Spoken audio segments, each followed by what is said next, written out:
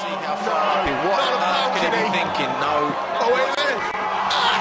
FWA Tony! In the course of a lifetime, there are pivotal points that can change everything. These moments pass us by in the blink of an eye, but in that instant, the course of our existence changes forever.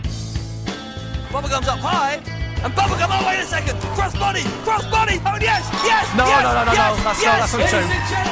That's a two, Morales kicked out.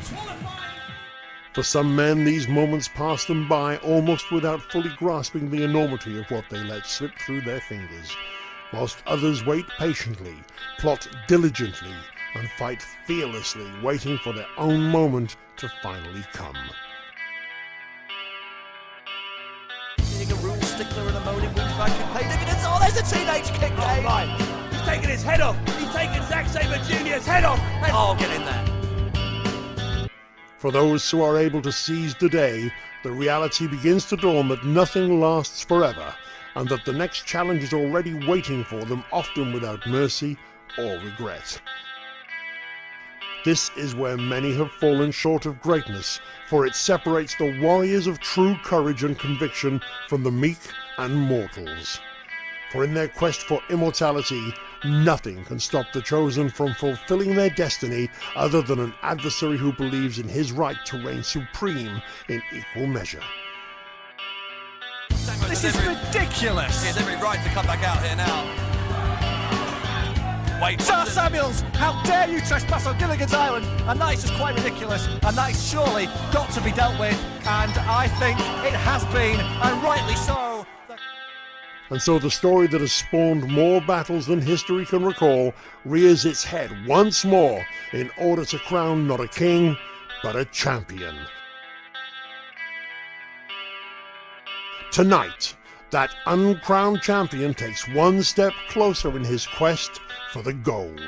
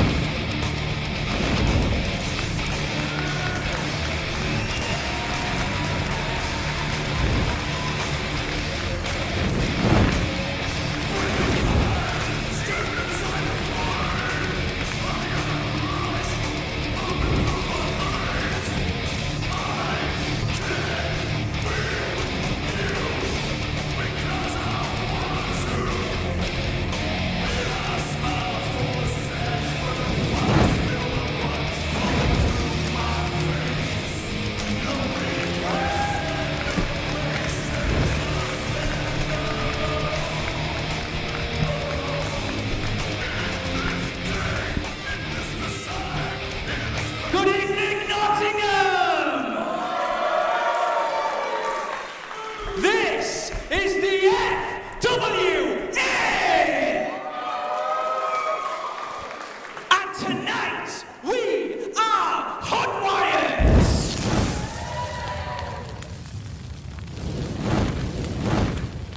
Are you ready for FWA action? It's good to be in Nottingham for Hotwired very quickly. Some of you know about it already. There was an incident on Friday night, and I just want to mention this very quickly. A young wrestler by the name of Nick Barley was wrestling on Friday night. He was unfortunately very injured. He's apparently paralysed from the neck down. Well, he is paralysed from the neck down, and our thoughts and prayers are with him and his family right now, and we're going to dedicate tonight's show to that young man. Okay.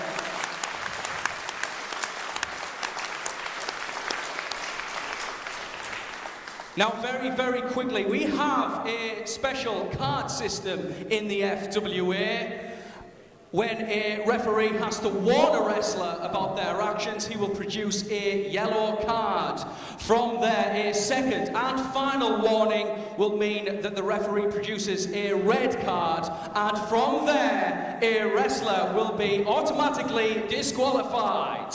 Now, in a tag team match, only the wrestler will be disqualified, meaning that he will be eliminated from the bout.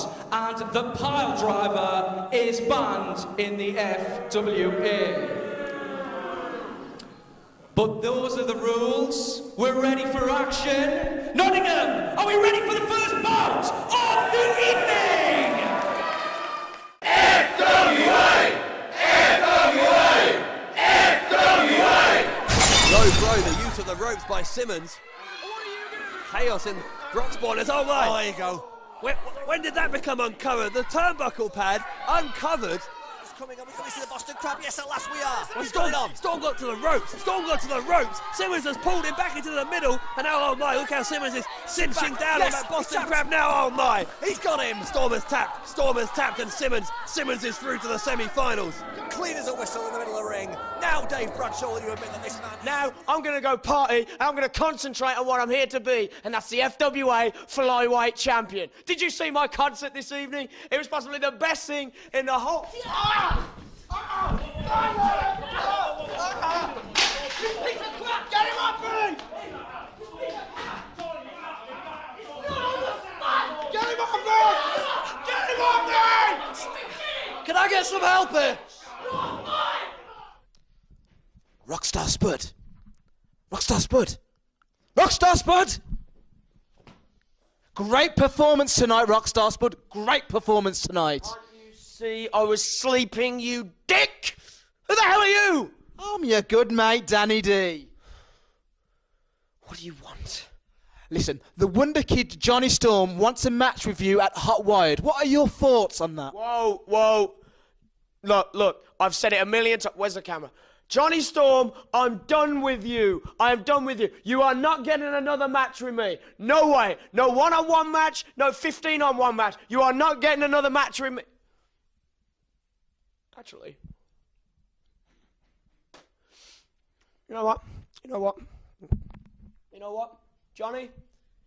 In Nottingham, at Hotwired, you bring yourself a partner, and the Rockstar will bring himself a partner, and if you want to get your hands on me, that's fine, mate. We'll have ourselves a tag team match. Because remember, what a Rockstar wants, a Rockstar gets. And this Rockstar wants a tag match. Me, my partner, you, your partner. Johnny Storm, Spud, opposite sides of the ring. Nottingham, Hotwired. See you later, get out, I am sleeping.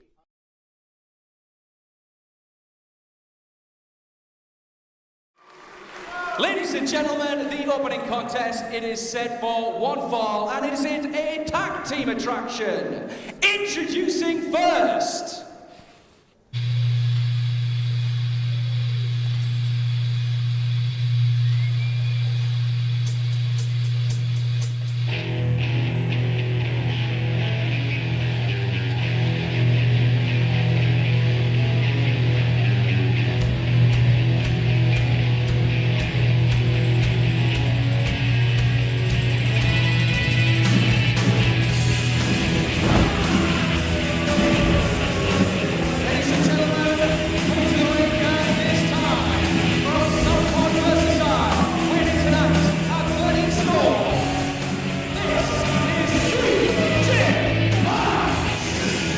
The FWA is live for the final time in 2009 on a night when 4 will become 2 in the race to be the first ever FWA World Heavyweight Champion. The atmosphere is electric here in Nottingham for Hotwired. Dave Stats Bradshaw here with Greg the Truth Lambert calling the action. Introducing...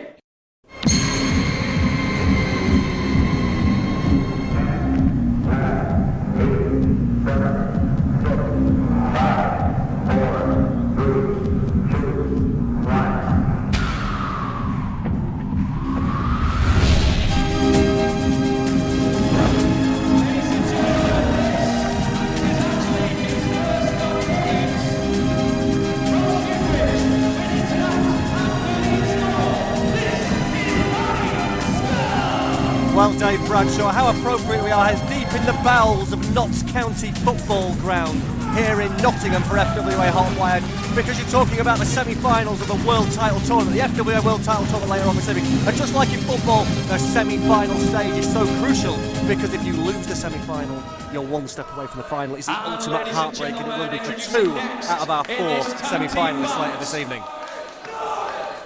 We're looking at CJ Banks and Marty Scurll in the ring. They will be opponents in this tag team match, chosen by the 2 men you're about to meet.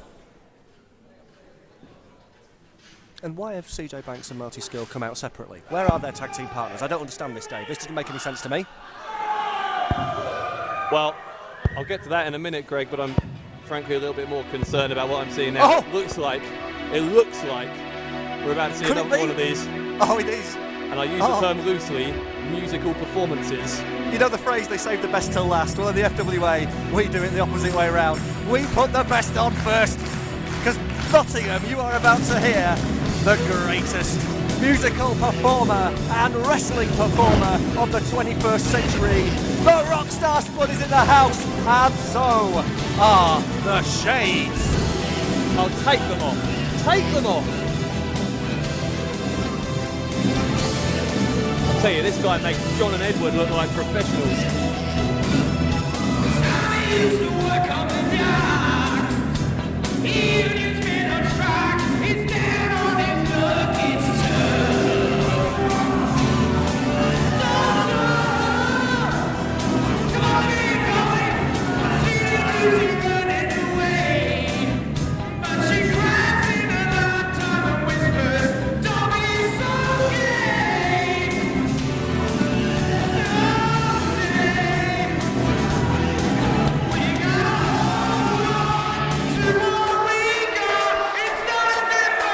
Hang on. Who's done that? Well, it looks like... Oh, it's disgraceful. The Shades are coming off, Bradshaw. Rockstar Spud's been interrupted, and not for the first time. Listen, ingrates, the wonder kid Jonny Storm.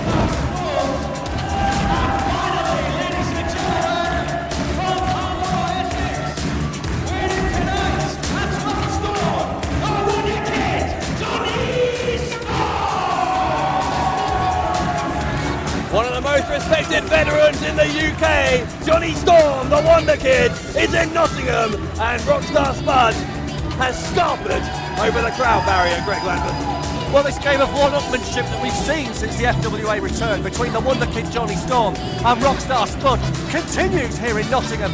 That's clearly why the Rockstar sent his tag team partner for the evening, CJ Banks, out first, so he could have centre stage for a spectacular rock concert. And he'd reckon without the Wonder Kid interrupting it all, dressed like the man from Del Monte. Man from Del Monte.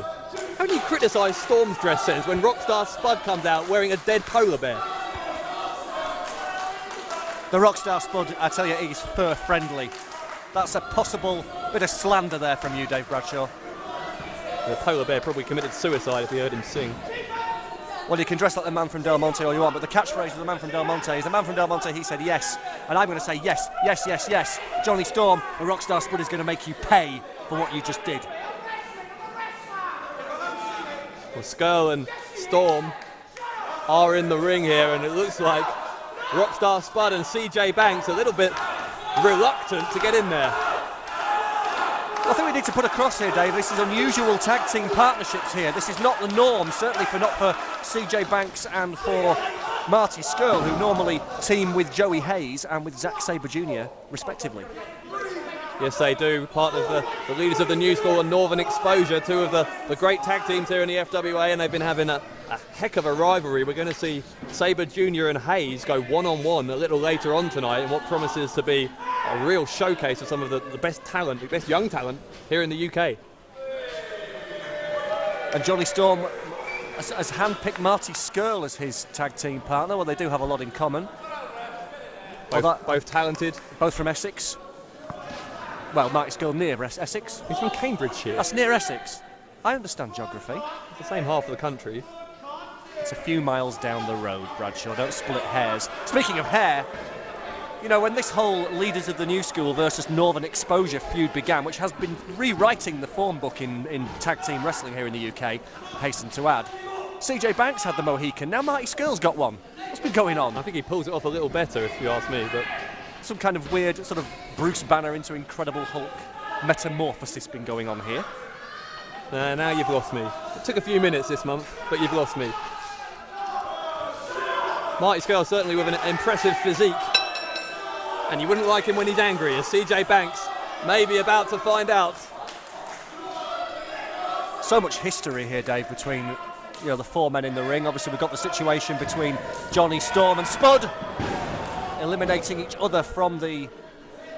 Well, it was Spud eliminating Storm from the FWA Flyweight tournament, and then Storm basically turned the tables in the heavyweight title tournament. Yeah, both men have knocked each other out of those two respective tournaments on our first two shows of the FWA's rebirth back this summer. Storm tags in, Spud straight out. He doesn't want any part of Storm until he's maybe been beaten down a little. We've seen that before. So yes, to give a little more context, it was after Spud arguably cost Jonny Storm his place in the heavyweight championship tournament as well at Broxbourne last month at Carpe Diem that Storm demanded a match with Spud. Spud initially refusing, and then it looked like he had some kind of epiphany and said he was going to accept a tag team match. Now, I don't know what kind of master plan Spud has got going here, but I'm a little suspicious, to say the least. Well, he's picked a phenomenal tag team partner in serious CJ Banks, representing the north of England, where I'm from, God's country, and doing so exemplarily. All right, well, that's not a word, but we'll just move on. Scurll rolls through. I'll show you the Oxford English Dictionary if you like, you'll find it's in there. Next to a picture of CJ Banks. Choosing to ignore you, but CJ Banks won't be able to ignore that. A loud noise from that slap to the chest, and Scurll with the high knee. The juice is reeling early on in Nottingham. Scurll having a little fun with his rival from the north. Well, it's great to see CJ Banks and Marty Scurll pulling out all the stops here in the ring. Last time CJ Banks was in the ring with Marty Scurll in a singles match, CJ Banks was victorious. Last time that CJ Banks was in the ring with Marty Scurll in a tag team match, CJ Banks and his partner Joey Hayes, Northern Exposure, were victorious. Third time's a charm, I would say, Dave, this evening. That's why Rockstar Spud picked CJ Banks as his partner. Oh, well, Scurll went for another slap on Spud, and Spud blocked the first one. If the left one don't get you, the right one will. But Spud with a kick to the midsection and takes advantage again. Everything Spud does is so meticulous. Look at the way he has got Marty Scurll in the corner, turning his arm over, manoeuvring him into position for some choice right-hand punches and a beautiful reverse knife-edge chop with the left hand there. Followed by a vintage chicken walk.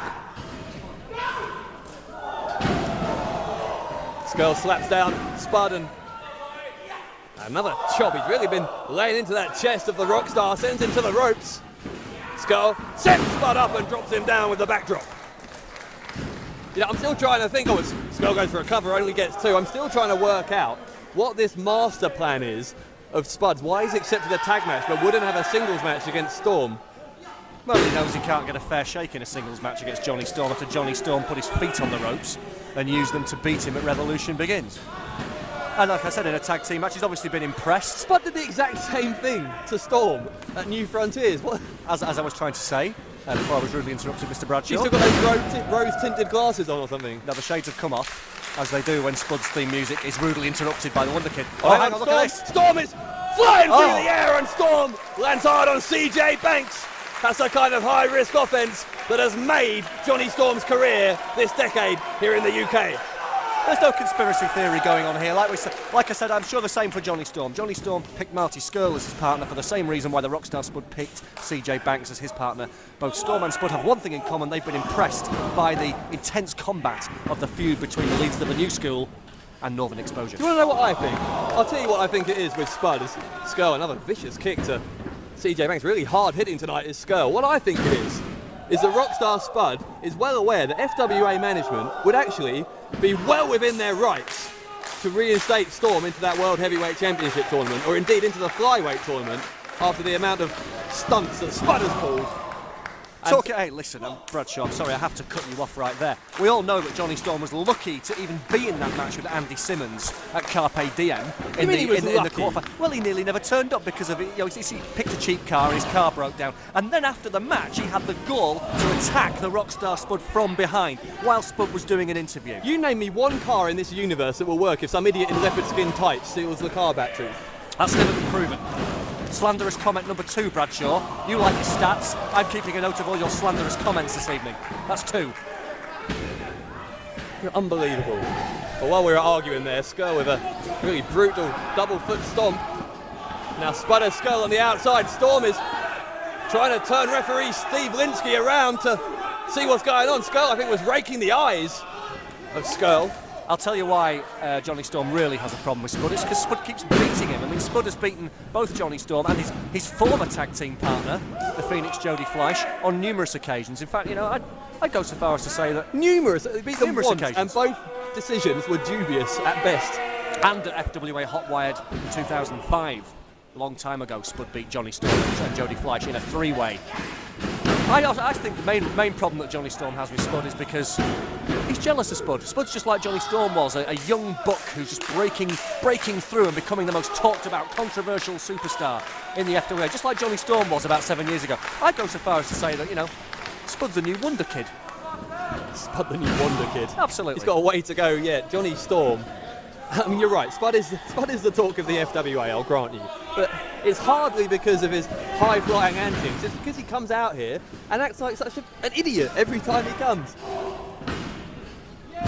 I like the dynamic between serious CJ Banks, the Juice, who is, as I call him, serious CJ, because he's not the most dynamic of individuals in terms of his personality, but he saves his dynamism for the ring, whereas the Rockstar is flamboyant, he's outgoing, he's charismatic. I like the fact that each of this team's weaknesses mirror the other's strengths. The personality of a wet fish, says CJ Banks. Spud is still applying that. He's just shy, Dave. Shy? He's not shy when he's screaming at the fans, is he? It's because they're always chanting Muppet at him. Yeah, that's fairly well warranted, I think. Scurll is fighting out of this. He's no Muppet, he's got that never say die attitude that's made the leaders such a successful tag team. Scurll goes to the ropes and Spud with a high kick. Could get him here, got the leg hooked and Scurll able to kick out after 2. It's 4 of the greatest athletes in British wrestling in the ring right now. Absolutely been very, very impressed with what we've seen so far. You know, I never finished my point a few minutes ago about this master plan. Conspiracy theories, aliens, and all sorts of ridiculous nonsense which has no place on a wrestling show. I don't recall mentioning any of those things. But anyway, what I was going to say is maybe Spud thinks if he can get a win, a clean win, without his foot on the ropes, over Jonny Storm here, then that will maybe eliminate the case for Storm to be reinstated in one of these tournaments, which at the moment, I have to say, is a pretty strong case. Banks, up high, misses the frog splash, that's his trademark move, but Scurll had it well scouted. Well, the Rockstar Spud is through to the FWA, he's through one of the final 4 in the FWA Flyweight title tournament, and I would say the Rockstar is the firm favourite. He's proving it right now. On what grounds? You'll see. Oh, spear by Storm. Look at Storm. Storm wanting a piece of Spud in the worst possible way. Spud's been avoiding him for the whole match. And now the Wonder Kid has got his hands on the Rockstar. I'll say one thing for Storm. I think Spud has lit a fire under Storm. Storm has got a look in his eyes that I haven't seen in years. Wonder Kick. And now Spud has got an imprint on his chin that he may never have had. Storm, moonsault off the middle rope. Steve Linsky down for the cover, and CJ Banks made the save. Or you've got to think Jonny Storm would finally have got that clean pin on Rockstar Spud. That was Juice hitting the man from Del Monte. How apropos. Cute, really cute. Well, what's going on now? I think Spud's going high. CJ Banks is encouraging Spud to climb to the top rope. This is obviously part of the master plan, Dave. Doesn't look like Spud's entirely happy with this plan, whatever it is. Oh wait, Storm! Storm with a double arm drag, takes out Spud and takes out the Juice. It's got to be over, it's got to be over! Oh, and Spud narrowly escapes that pin. What a fantastic rivalry we're seeing develop here. I say what, Whoever is at fault for whatever and whoever side you want to take, there's no doubt about it. Johnny Storm and the Rockstar Spuds rivalry is one for the ages here in the FWA. And we're only on the FWA's 4th show back, Dave. Certainly Spud. There are parallels with him and a young Johnny Storm. As I said, he's got a way to go yet, but Scurll is up high. I think Scurll has tagged himself in, it looks like. Storm, jawbreaker. Here comes Scurll, double knee drop beautiful. on the juice. Well, they may not be regular tag teams, these two teams, but we're seeing some incredible chemistry between them. Scurll with a high boot to the face. Beautiful. Come on, Rockstar, man up. Now Banks is in, it's carnage in here, all 4 men are in. Referee, cover. Oh, but look, the Rockstar nearly stole him. Well, I say stole, but it was more opportunistic, really. He fell, and he showed the wherewithal, the ring presence to land on Marty Scurll and almost get the 3 count. Yeah, last month he steals a car battery in it. Today he nearly steals a win. Freudian slip there, I think, from myself. Doesn't often happen. Scurll is in now as well. Storm is down in by the ring apron. Here comes Scurll. Double drop kick, takes out both men. And he landed on his feet, Dave. What athleticism from Marty Scurll. You've got to be impressed. It's one of these young bucks here in the FWA who've been making such an impact. Here comes Scurll, here comes Storm, and they fly through the air. Tremendous. A double dive through the ropes. And Rockstar Spud and CJ Banks maybe coming to the end of their tag team challenge here. Well, this is where physical condition comes into play, and all 4 of these wrestlers are in tremendous shape. And the Rockstar Spud's going to need to be if he's going to make a comeback from that. That was perfect synchronicity between Storm and Scurll, but hang on just a minute. He's gone for the pin. This is how he beat him before with his foot on the ropes, and this time the referee sees it. Steve Linsky is an experienced referee, and he did indeed spot Spud. Spud is arguing with the ref. Oh no! The see you later! Oh, see you later. That's the leader's finishing move. Storm taking a page out of Zack Sabre Jr.'s book, and CJ Banks just in the nick of time makes the save once more. And that was a particularly devastating see you later. Spud landed right on his immaculately coiffured head. It's like his hairdryer exploded while he was doing his hair. But Scurll is on the outside. He's beating down on CJ. Here comes Storm with the Wonderwell. Wonderwell from nowhere on Rockstar Spud. Yes! Storm and Scurll. I don't believe it. Storm and Scurll beat Spud and Banks.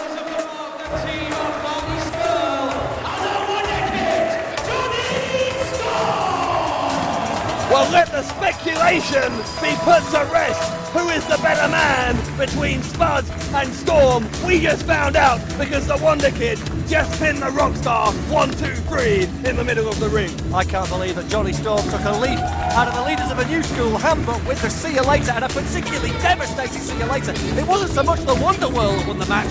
That see you later. Oh, seriously, the Rockstar Spud could be badly hurt as a result of that move. That was particularly devastating. There was malice in that move from Johnny Storm. Sheer malice. No need for it, Dave. After what Rockstar Spud has put Storm through in recent times, you can hardly blame him for adding a little bit more oomph to that see you later, and then the Wonder World as well. Nobody, whether you're a rock star or not, gets up from that. I'm very concerned for the welfare of the Rockstar Spud after that move. The baby Jesus of British wrestling, the greatest performer in British wrestling, the most talked about performer in British wrestling today. That could have been a career shortener there. Rockstar Spud has been silenced by the Wonder Kid. Spud is in some real difficulty. Like he may be hurt.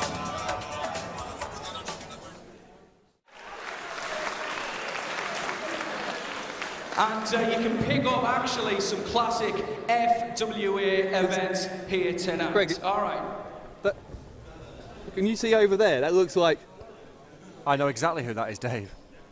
It's a man I used to manage. It's the bad boy of British wrestling. It's John Ryan. Well, John Ryan has just arrived. We'd heard he'd bought a front row seat. There's some considerable commotion going on in the front row. Ryan was threatening to come here and get revenge on the man who he claims attacked him and prevented him from taking part in the FWA unsigned Battle Royal last month. You don't want to mess with John Ryan. Seriously, the bad boy of British wrestling. I know that firsthand. I mean, I'm as nervous as anyone about him being here. Okay, I apologise for that, ladies and gentlemen. I'm just going to point out in the front row here tonight, we've got a gentleman by the name of John Ryan who's with us tonight, who many of you know.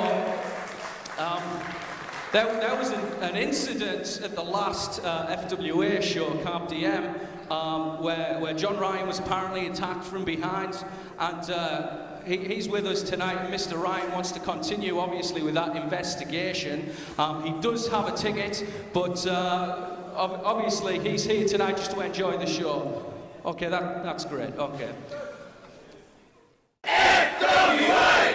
FWA! FWA!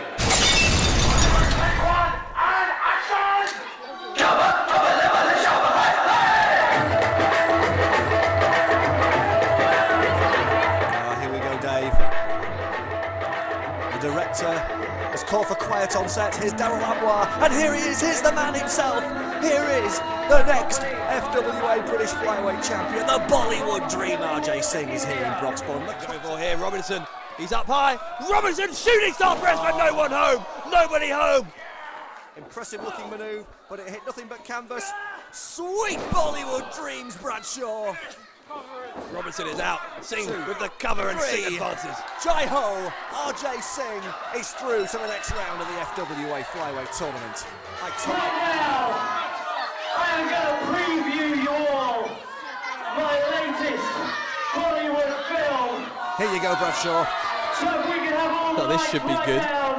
And everybody, look to the video screen. You wanted footage, well ask and you shall receive. Yeah, blink and you'll miss it would be my guess. Surely you can't put something better than Slam Dog Million.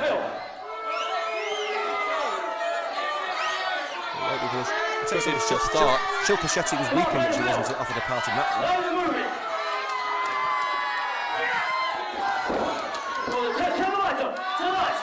This can't be right. Whoa! It's El Ligero! El Ligero is in Broxbourne! Oh my, Ligero he took off the sling! Ligero has taken off the sling! Craig, I think El Ligero has recovered! Is this now on the big screens? Craig, did you see that? Is it El Ligero returned next month at Hotwired? Of course I saw it. Did I see it? Of course I saw it. I can't help but see it. No wonder the director's not happy. No wonder RJ Singh and Daryl Amwar aren't happy. Absolutely ridiculous that he would spoil that marvellous moment of culture we were all about to experience. RJ Singh is in shock. El Ligero has shown up uninvited in Broxbourne and ruined the, supposed premiere of RJ Singh's new Bollywood film. But the bigger story here is that El Ligero has recovered and El Ligero will be in action next month at Hotwired. My God, what a big story this is. Ligero in action next month.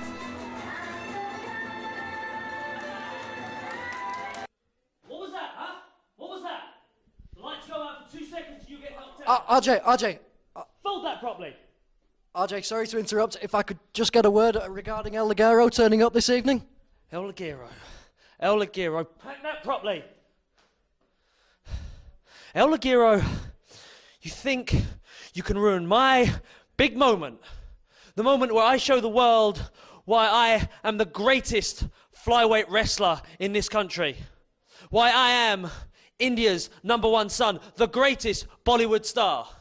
He thinks he can ruin my moment. Fold that again. Well, El Ligero, this is for you and all the other flyweights out there.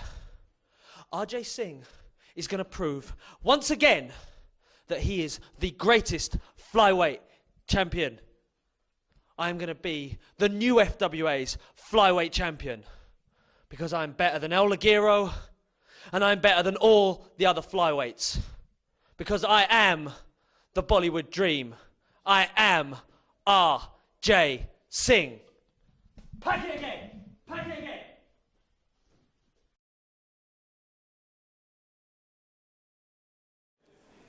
Ladies and gentlemen, the following contest, it is set for one fall, and this is the final FWA Flyweight Championship Tournament qualifier. Introducing first.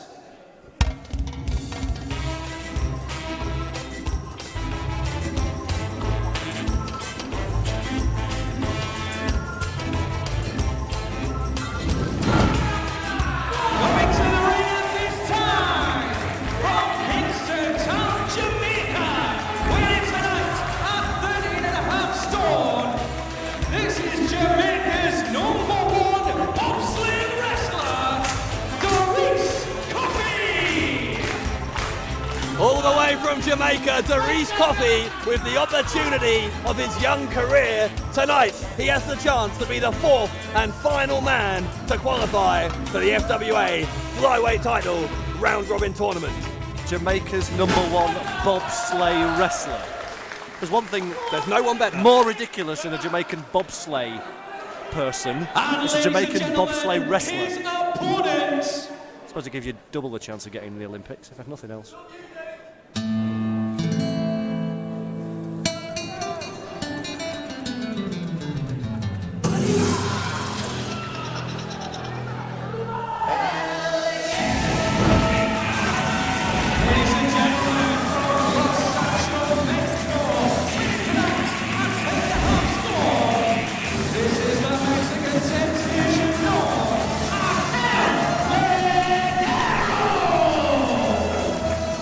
For one of the greatest stars on the UK scene, it has been the longest 6 months of El Ligero's life. But after surgery on an injured shoulder, tonight the Mexican sensation returns. Unoriginal Ligero, as the Bollywood Dream, RJ Singh would call him, is back. And you're quite right, Dave. 6 months on the shelf. And that means 6 months is a long time to develop ring rust. And El Ligero has got to prove it all over again in his comeback match this evening. You know, I may actually shock you here. I might agree with you. I would say 6 months ago... I'll just make a note of that one as well. Two slanderous comments and 1 agreement with Greg the Truth Lambert by Dave Bradshaw. Thank you. It doesn't happen very often. What I was going to say, 6 months ago, El Ligero would have been the undoubted favourite in this match. He's, as I say, one of the most popular, most frequently successful wrestlers in the UK. But having had 6 months out, with the momentum that Darice Coffie has been gaining in recent times, this isn't a shoo-in anymore. I agree.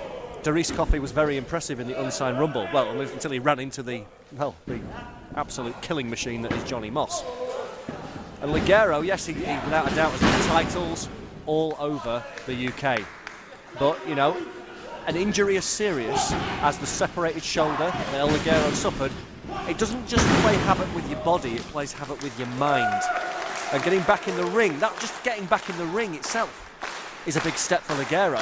And now he's got to not only remember all the moves that he used to do, he's got to think constantly, is the shoulder going to pop out again? That'll be preying on the brain. We need to keep all his attention on Darice Coffie. As you see, Coffie is starting this one strongly, but Ligero, For his part, looks like he hasn't missed a step. Coffie goes to the ropes. Ligero takes him down. Arm drag. And Coffie held on. Arm drag of his own. Leapfrog. This is fast-paced action in the flyweight division. Chest bump and another high five now. What on earth is going on here, Bradshaw? You know, Darice Coffie, we said it, he's got a great opportunity here. Probably the biggest opportunity of his young career. And he should be going after that injured shoulder. That's what I'd tell him to do if I was in his corner. He should be trying to pull it out of its socket again, not engaging in tomfoolery with El Ligero. But Darice Coffie, I've been speaking to Darice backstage the last couple of shows. He's been here. A really, really nice young man. He's not going to be the kind of guy who's going to go and attack El Ligero's injury, try and re-injure him to win a wrestling match. However important this match is, he has a little more integrity than you do. Well, that's why they say that nice guys finish last, just like the Jamaican bobsleigh team in the Winter Olympics. Ligero getting the crowd on his side. I was talking to the referee about something. I think there seems to be some kind of linguistic problem, although we had heard that Ligero had been learning English recently. How many times before have we seen a Mexican take on a Jamaican in the British flyweight tournament? Dave. That's surely never happened before. Come on, you must come up with a stat there. This is indeed the first Jamaican versus Mexico. What is this? Well, Coffie is back in, and he's wearing a... What is he wearing? It's like a... It's a horned mask of his own. He's having trouble seeing out of it by the looks of it. Do they have Lucha Libre in Kingston? Kingston on Thames or Kingston, Jamaica?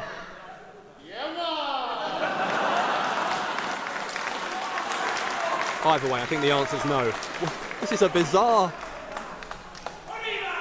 showdown between... I don't know how to explain this, between Coffie and Ligero.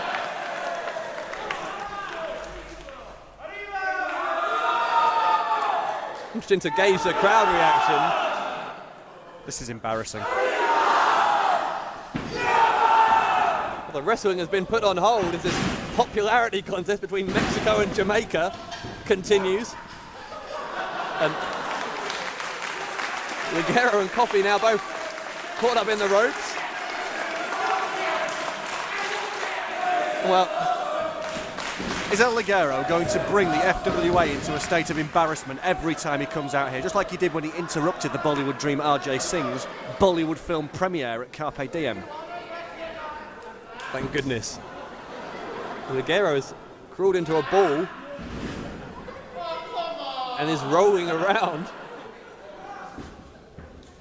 This maybe will be fun and games at the moment, but eventually only one of these men can go through. One man to be the fourth and final qualifier for that flyweight round robin tournament. It's a great British and Mexican wrestling movie. Learned that off the great El Hijo de Johnny Santo, or possibly Johnny Sainto. The son of Johnny Saint, doesn't it mean? I have a Spanish GCSE. Not just a pretty face, but anyway, can't see either face of Ligero and Coffie at the moment. I'm actually quite disgusted with Darice Coffie, how he is actually losing this opportunity with his, he has an advantage here. He's basically taking on a one-armed man in the proverbial ass-kicking contest, or arse-kicking contest as we are in England, and he's giving away that advantage by wearing a mask. Look, there's nothing wrong with having a bit of fun in there. Darice Coffie, El Ligero, entertaining the fans. When this gets down to business, as I say, one man and one man only will join Bubblegum, RJ Singh and Rockstar Spud in that flyweight tournament. But surely, Dave, looking at your ugly mug, you would know how difficult it is to wear a mask. How do you know? I've been... let alone wrestling one. Been getting quite a lot of fan mail recently. More than you, I'd hasten to guess. There's lots of fan mail that comes in to Power Slam magazine. And speaking of Power Slam magazine, thanks for bringing it up, Dave. It's on sale now from all good news agents. Issue 185, very reasonably priced, and featuring a tremendous full-colour double-page interview done by yours truly, Gregor Truthland, the world's #1 wrestling journalist, with the Road Dog, former Road Dog Jesse James, BG James. Buy it now, it's great. Thanks for doing that, Dave. I appreciate it. Well, while you were doing your used car salesman bit there was actually a near fall. Power Slam, by all means, a great magazine, but what were they thinking? Employing you. Cream always rises to the top, Dave, as Darice Coffie has just risen to the top there. What did Road Dog make of you? You may see the coffee and cream. I'm interested. What did Road Dog make of you? Yeah. He said if he ever came back to the Generation X, he wanted me as the manager. Those were his exact words. We had to cut that out of the interview, though, due to the word count. Yeah, I'm sure. Yeah. Ligero sends Coffie for the ride. Coffie goes. Coffie moved out of the way. Ligero went knee first, and Coffie, one knee, two knees. He calls that the cool runnings, and Coffie with the cover. He may beat El Ligero. And he doesn't, but he nearly did. Coffie showing a perfect blend of strength and agility there, Dave. Is that a Coffie gag? Well, you missed the coffee cream one, so I had to get one in there. Dear God. I tell you what, Darice Coffie needs to be capitalising. It's a great opportunity here to take on a man who's not been in the ring for 6 months and beat him and advance in this flyweight tournament. This is the chance of a lifetime for Darice Coffie. He needs to show more urgency, but no. Well, you're talking about how he's a one-armed man. I haven't seen Ligero tendering that shoulder at all. In fact, that spinning DDT. It's a C4L, that's what he calls it. He must have hit that one from memory, and it's enough to get him the win, Dave. Well, ladies and gentlemen, the winner of the match and qualifying for the FWA Flyweight Championship Tournament, Ligero! Well, put the rumours to rest. El Ligero is not suffering from any ring rust, as far as I can tell. He has come back in the most emphatic of possible ways to beat Derice Coffie and become the final qualifier for the Flyweight tournament. You're quite right, Dave. So who's that through? Rockstar, Spud, Bubblegum, Bollywood Dream, RJ Singh, and El Ligero. Derice Coffie has been percolated, and El Ligero, basically through memory, he had enough, despite the ring rust, to win that match. Oh, what's this? I'll tell you what this is. Jai Ho! It's the Bollywood Dream, RJ Singh. There is the director, Dave. The director. This is... I'm assuming we're about to see RJ Singh, and there he is. Why are they out here? Why are they out here? He's not scheduled to wrestle tonight. What is going on? We've already seen RJ Singh try and get inside the head of El Ligero, try and attack El Ligero. Ligero making his comeback, and as you say, interrupting that Bollywood film premiere that we were apparently about to see at Carpe Diem. When was the last time you saw an Indian wrestler interrupt a Mexican and a Jamaican match in the British Flyweight tournament? That's never happened before either, Dave. Indeed not, and this is just worry. Singh has a microphone. What does he want? What does he want? Why is he here? I know how this might look. You see, at Carpe Diem, El Ligero, you interrupted my celebration, so I guess it looks like I'm about to do the same to you.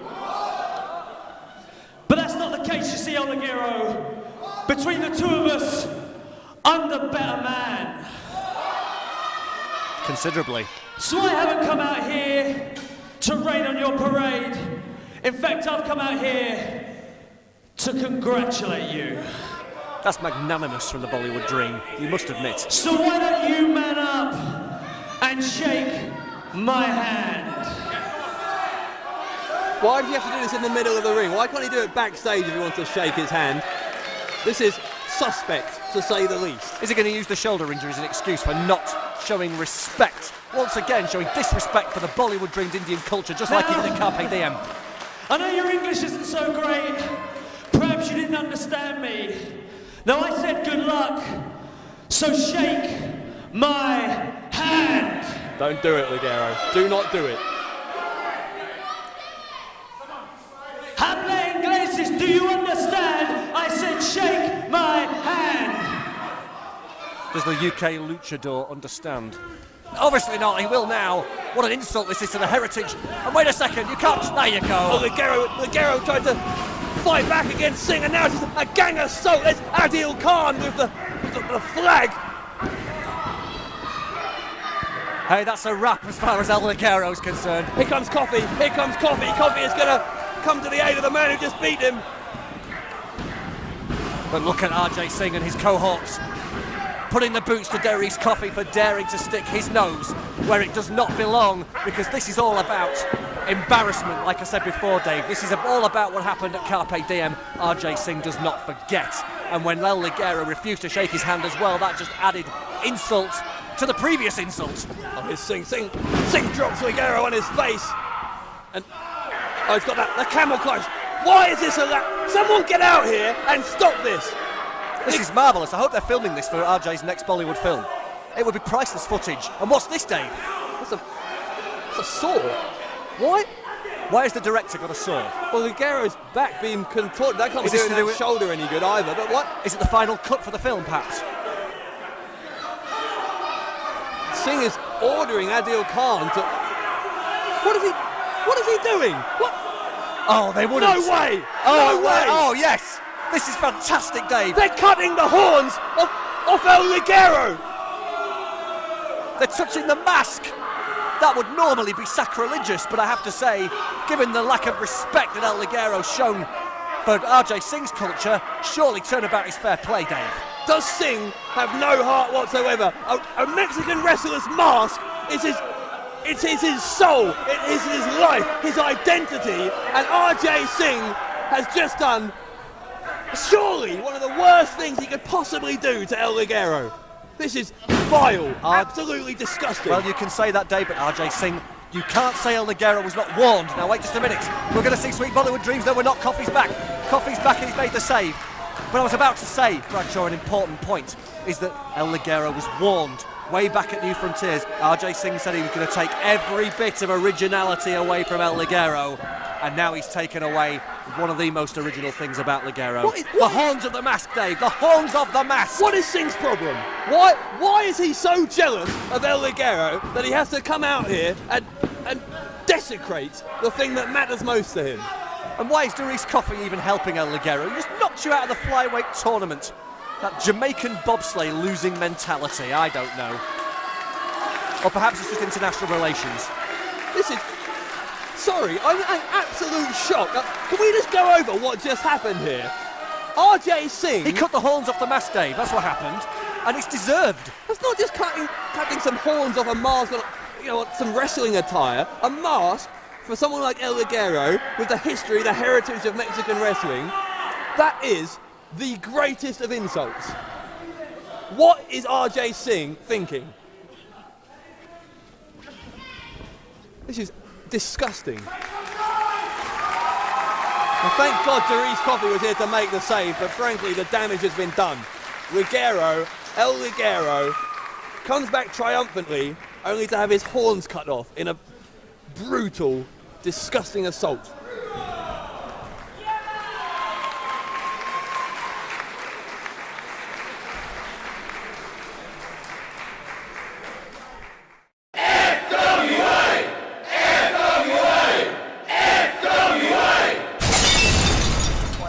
There. All the Cartel's fault. Oh, I hear what you were saying. Goodness. And what's this? Now what? This is... That's the Cartel's music. No, they're not here. They can't be here. They're suspended.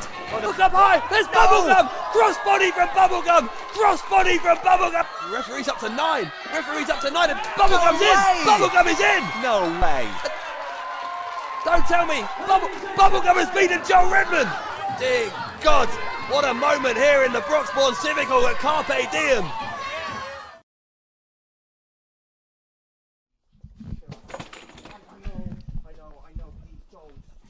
Gentlemen, Gilligan Gordon, Joel Redman, I'm sorry to interrupt. How do you feel after tonight's loss? How do we feel? How do you think we feel? I suffer a broken nose. We lose a match. He's out of the tournament. Ask me again how you think we feel. We will find out. Who did that with the music? The Cartel did it somehow. And in Nottingham, they're gonna suffer. Nobody messes with Gilligan Gordon. And Joe Redman will make them suffer for doing so. Get out of here!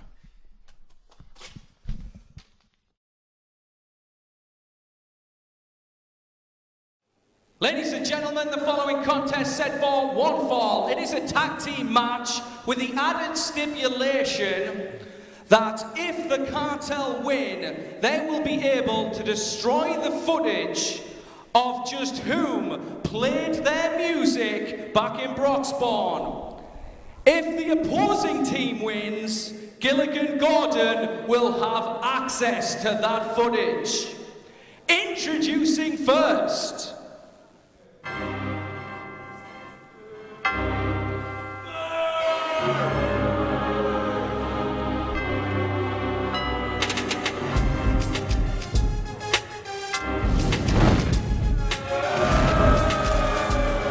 Ladies and gentlemen, coming to the ring at this time, they are joined by Mr. Gilligan Gordon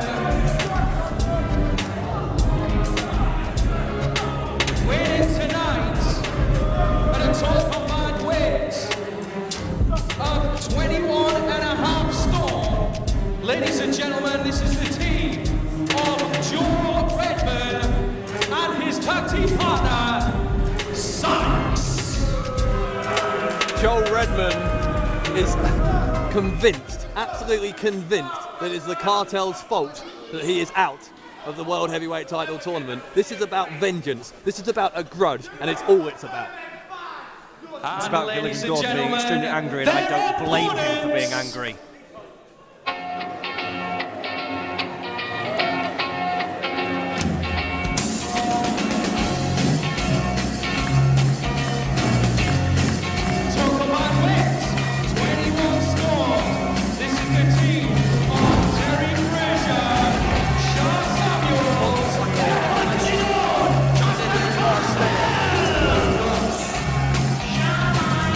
They are one of the most successful tag teams in British wrestling's past 10 years, and they are making their tag team debut in the FWA tonight.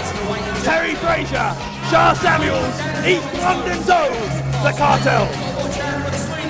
Do you know, the more I think about the stipulation for this match, Dave, the more it actually disturbs me. Why on earth, after somebody played the music at Carpe Diem, was distracted Joel Redman and caused him to lose to Bubblegum? Why on earth does there have to be a match to decide who gets access to the footage? Surely it should be handed over immediately to Gilligan Gordon, the manager of Joel Redman, or at the very least, an independent source such as myself, the world's #1 wrestling journalist. There's certainly a lot of mystery and intrigue surrounding this one. Now, as you saw on the build-up video there, the Cartel's music started playing as Joel Redman was competing against Bubblegum last month in the World Title Tournament.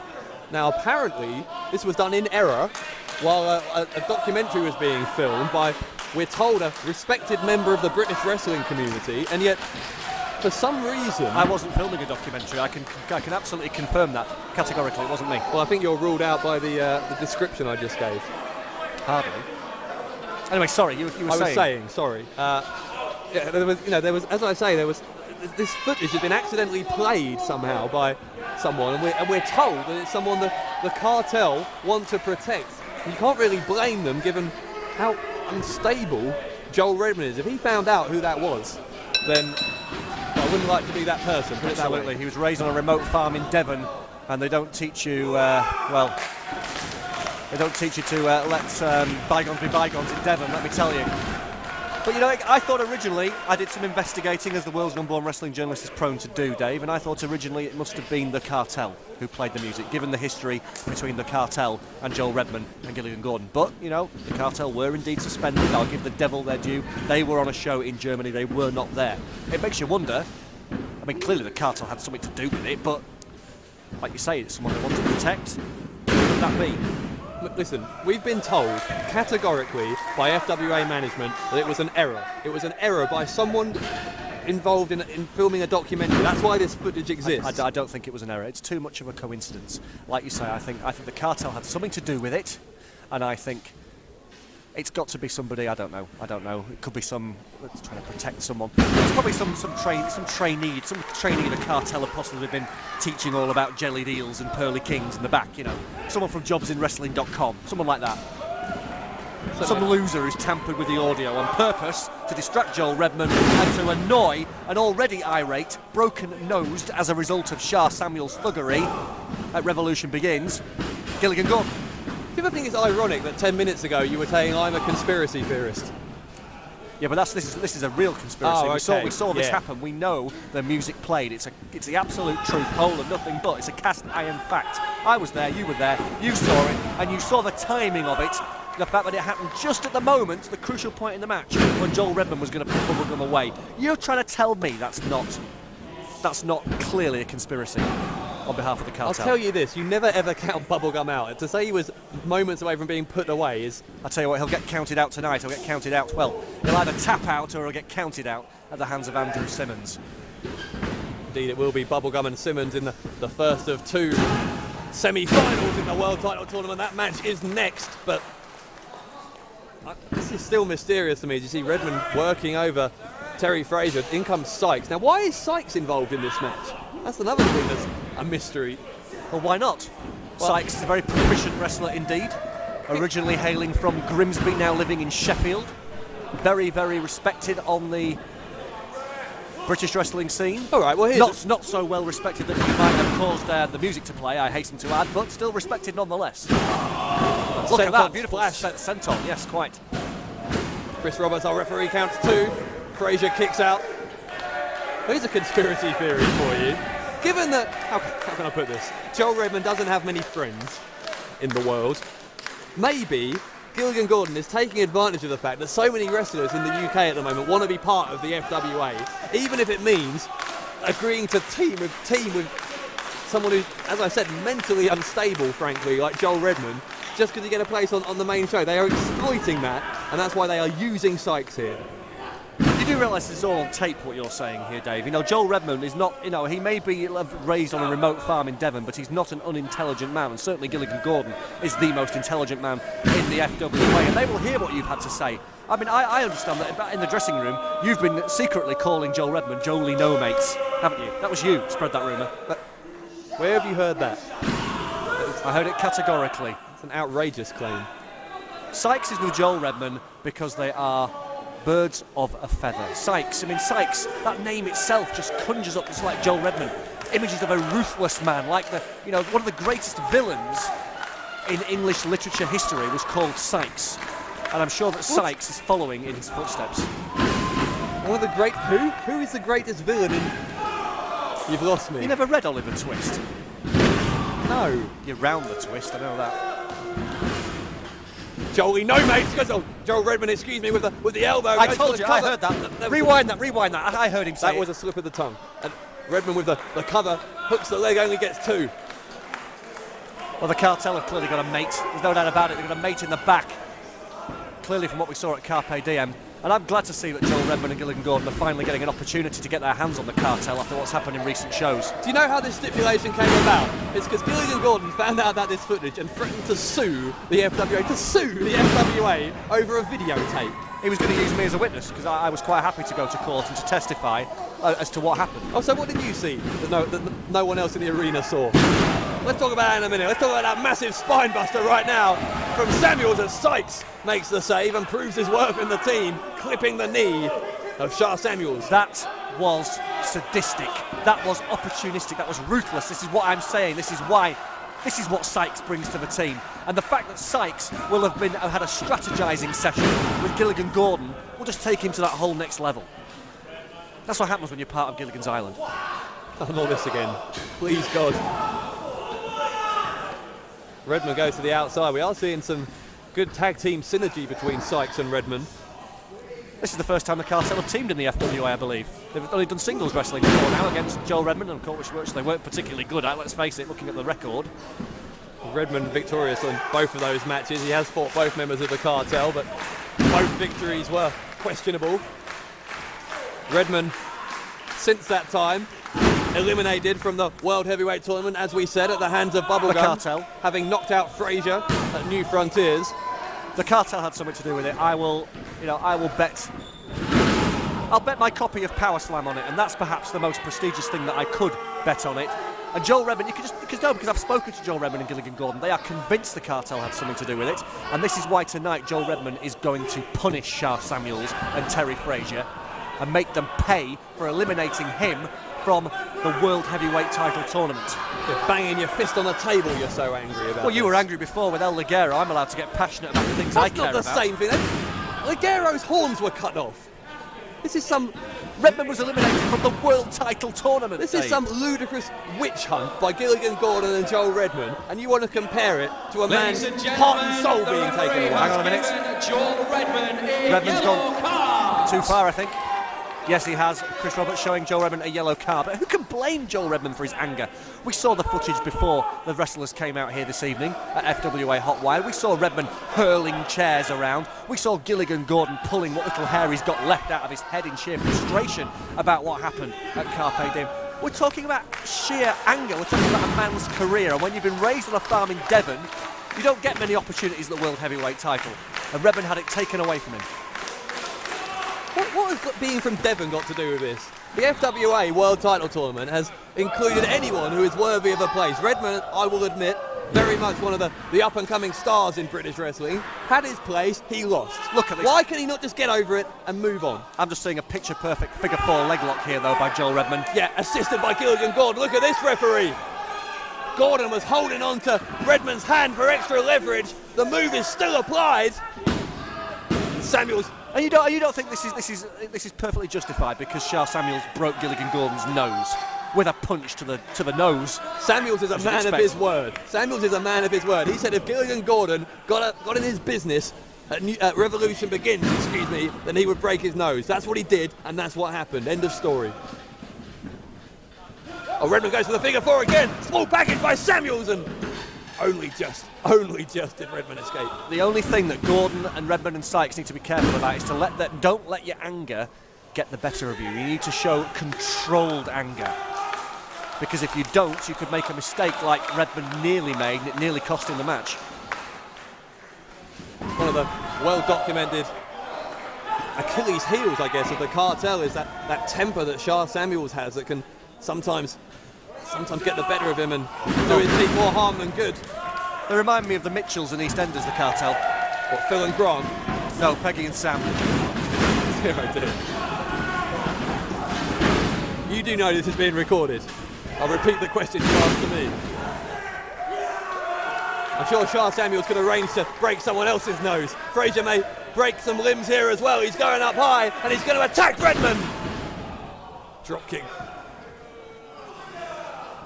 And Redman is, Frazier is in a precarious position on the top rope. Redman is going high. What's he planning? He looks like a possible superplex. I worry that Redman's trying to do too much in this match. I do worry that his anger is getting the better of him. He needs to use Sykes. He needs to use the fresh man. Redman is a machine, but machines eventually, they run out of steam. Frazier's up high. This time he'll get him. A double knee drop by Terry Frazier on Joel Redman. Redman rolls to the corner. In comes Sykes. There you go. There's the viciousness of Sykes right there. You can see how much by the way Terry Frazier is competing, how much it means to him to be here, to be making his tag team debut in the FWA. These are two guys, the Cartel, who grew up together, they trained together, they've toured the world together, and now they've sold apples at East End markets together. They probably have, but they are finally making their debut together as a team in the promotion that, let's not forget, in the old FWA, these guys were fans. They were sitting in the front row cheering on their heroes. Stop, did you see what Shah Samuels did? They just aimed a boot at Gilligan Gordon again. Gilligan Gordon grabbed his foot, and you know it. That was right in front of us. Poor Gilligan Gordon, he can't even see his way round. He can't even navigate round Gilligan's Island due to that face mask he's having to wear because of Samuels breaking his nose. Samuels is threatening to do the same again. Do it, Shah, do it. Take off the mask, Shah. Look at Joel Redman! No! Oh, in your face, Bradshaw, in your face, Cartel. Redman is being driven through sheer anger to pull off magnificent feats that we've never seen before. What an unbelievable dive. What's going on here? The bell has rung. Ladies and gentlemen, the winners of the match as a result of a disqualification. Oh no. Count out the team of Sykes and Joel Redman. Well, that clearly means that Sykes is the legal man in the ring. What intelligent strategy by Redman and Gordon. Yeah. Redman sacrificed himself to enable his team to win by count out, Dave. We didn't notice, but referee Chris Roberts was administering a 10 count. As you say, Sykes was the legal man along with Samuels, and Redman took out Samuels, meaning he got counted out, and that means the one tape, the one copy of the footage. Stop clapping. I will clap, that was genius. That one copy of that footage goes to Gilligan Gordon and Joel Redman. Well, I don't know who it was the Cartel were trying to protect, but, well, I am worried. Whoever it is in serious trouble, because you've got to think in a matter of minutes, Gordon and Redman will know who did this. Absolutely. What they do to Sykes here, what bad losers the Cartel are. Look at this pair of Barrow boys. Frazier and Samuels doing a number on Sykes, and look at Redman. Look at Redman. He doesn't even care. Redman just waving off Sykes. This is exactly what I said. They have used him. As soon as they got what they wanted from Sykes, they have fed him to the wolves. I disagree. Right, Sykes is taking a bullet for the team. Redman has now beaten the Cartel on 3 occasions, and Redman did not allow his anger to cloud a quite brilliant piece of strategy, which has enabled Gilligan Gordon to get the last laugh on the Cartel. Ladies and gentlemen, unvictorious this evening, but let's hear it one more time for the Cartel! The Cartel, unbelievably, losing via countout on their FWA tag team debut. That was robbery, and the only reason it happened is because Gilligan Gordon, for the umpteenth time in this match, got in the business of Shah Samuels.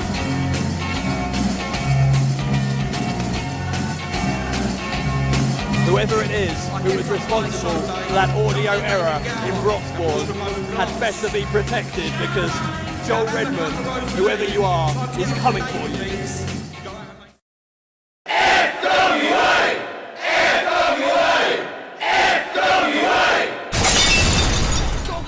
Scurll got to the ropes. Simmons has pulled him back into the middle, and now, oh my, look how Simmons is cinching down on that Boston Crab now, oh my, he's got him. Storm has tapped, and Simmons is through to the semi-finals. Clean as a whistle in the middle of the ring. Now, Dave Bradshaw, will you admit that this man... Look up high, there's Bubblegum, crossbody from Bubblegum, and he's taken out Joel Redman. No, the referee's up to 9, and Bubblegum's in, Bubblegum is in. No way. Don't tell me! Bubblegum has beaten Joel Redman! That is quite preposterous, Dave Bradshaw. That is, I saw what happened there. I'm going to file a report. That is absolutely ridiculous. I don't really remember meeting you, Bubblegum, but it must have been a great day for you. Yeah, it was a good day. It was, good, right. So,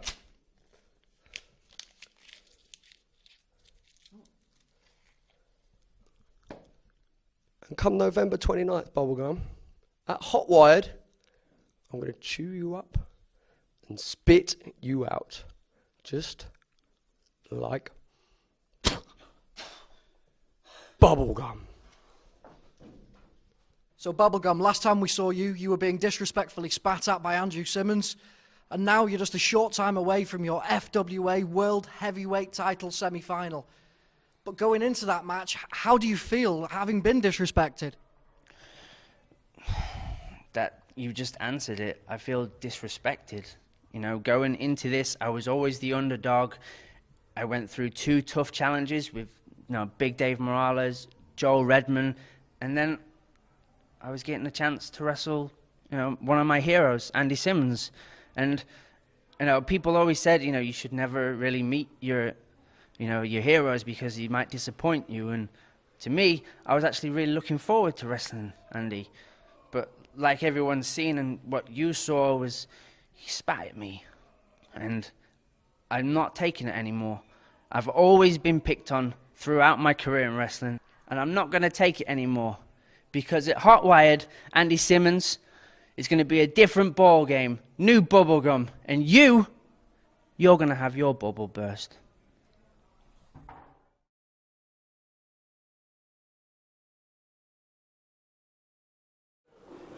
Ladies and gentlemen, we have a very special guest with us this evening who will act as timekeeper during the next contest. Introducing at this time, one of the all-time greats in professional wrestling. He is known all over the world. He is Britain's own Wildcat, the one, the only, Robbie Brookside!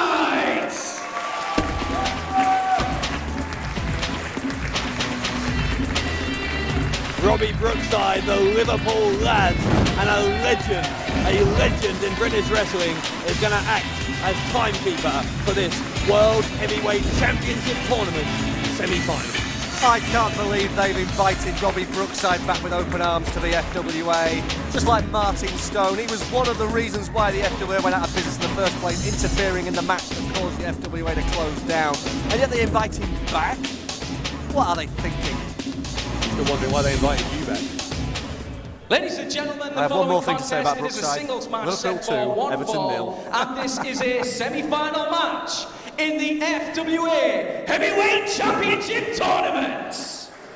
Introducing first,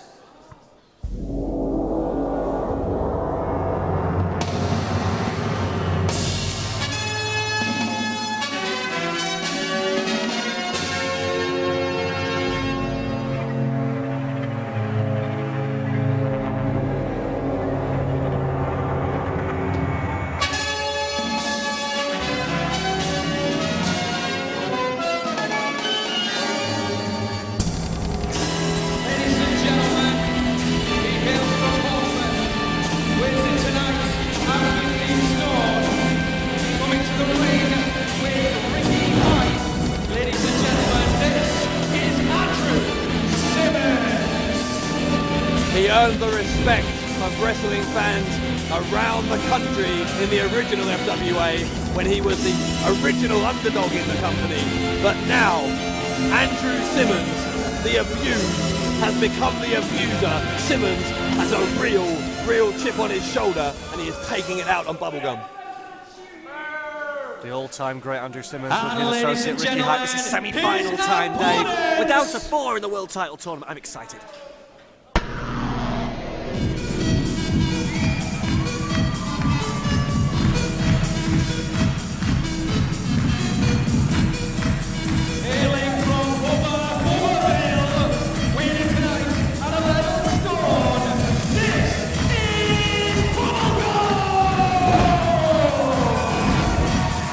You're looking at a man who has spent his entire career being bullied by bigger men in the wrestling ring, and you saw the look in his eyes in that video. Bubblegum said he is not going to take it anymore. This bully, Andrew Simmons, will not stop Bubblegum from fulfilling his dream and becoming the first ever FWA World Heavyweight Champion. You're just sore because your little underdog Bubblegum got poked out by the all-time great, who is now in the semi-final of the World Title Tournament. Gonna, just like he said, chew Bubblegum up and spit him out and burst his bubble to boot. Added dynamic we need to mention before this one gets underway. Bubblegum last weekend suffering an abdominal injury in a match over in the West Midlands. He hasn't actually been medically cleared to compete, although he has been allowed to do so. He's defying medical advice here to take part in this semi-final. Such is the prestige attached. You should all know who we are. Quiet, Bradshaw. Ricky Hype is speaking. Believe the hype.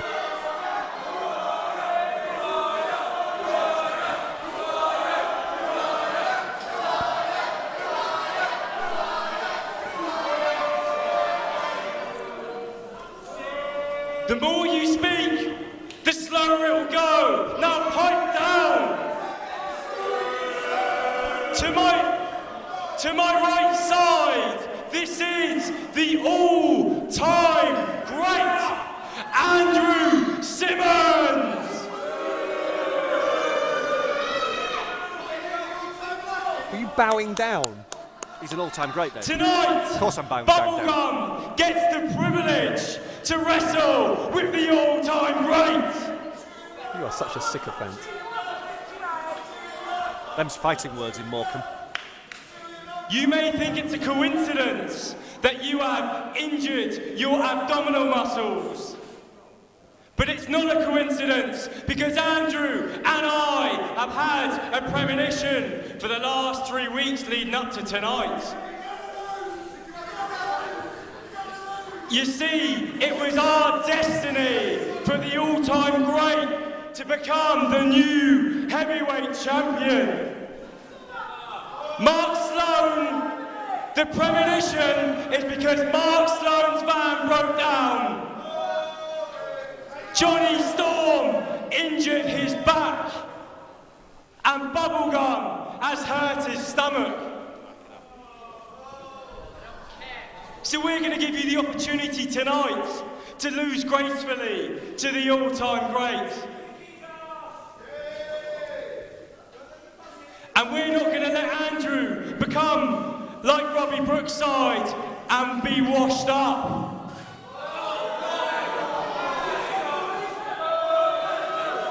Brookside just come back from double knee surgery, by the way, Dave, so washed up is probably true. It's fairly accurate, I would say. Now, Bubblegum, now I have your attention. Are you sure you want to fight tonight?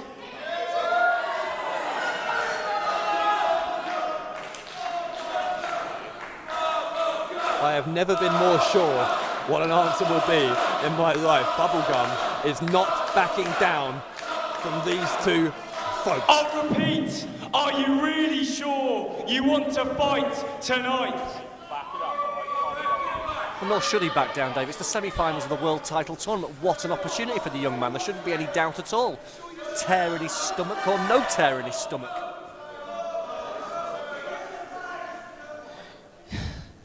I only listen to these people. See, I'm sick of being picked on by bigger people. Do you people want to see me kick his ass? So there's your answer. Man, Bubblegum is fired up. He is fired up for this semi-final.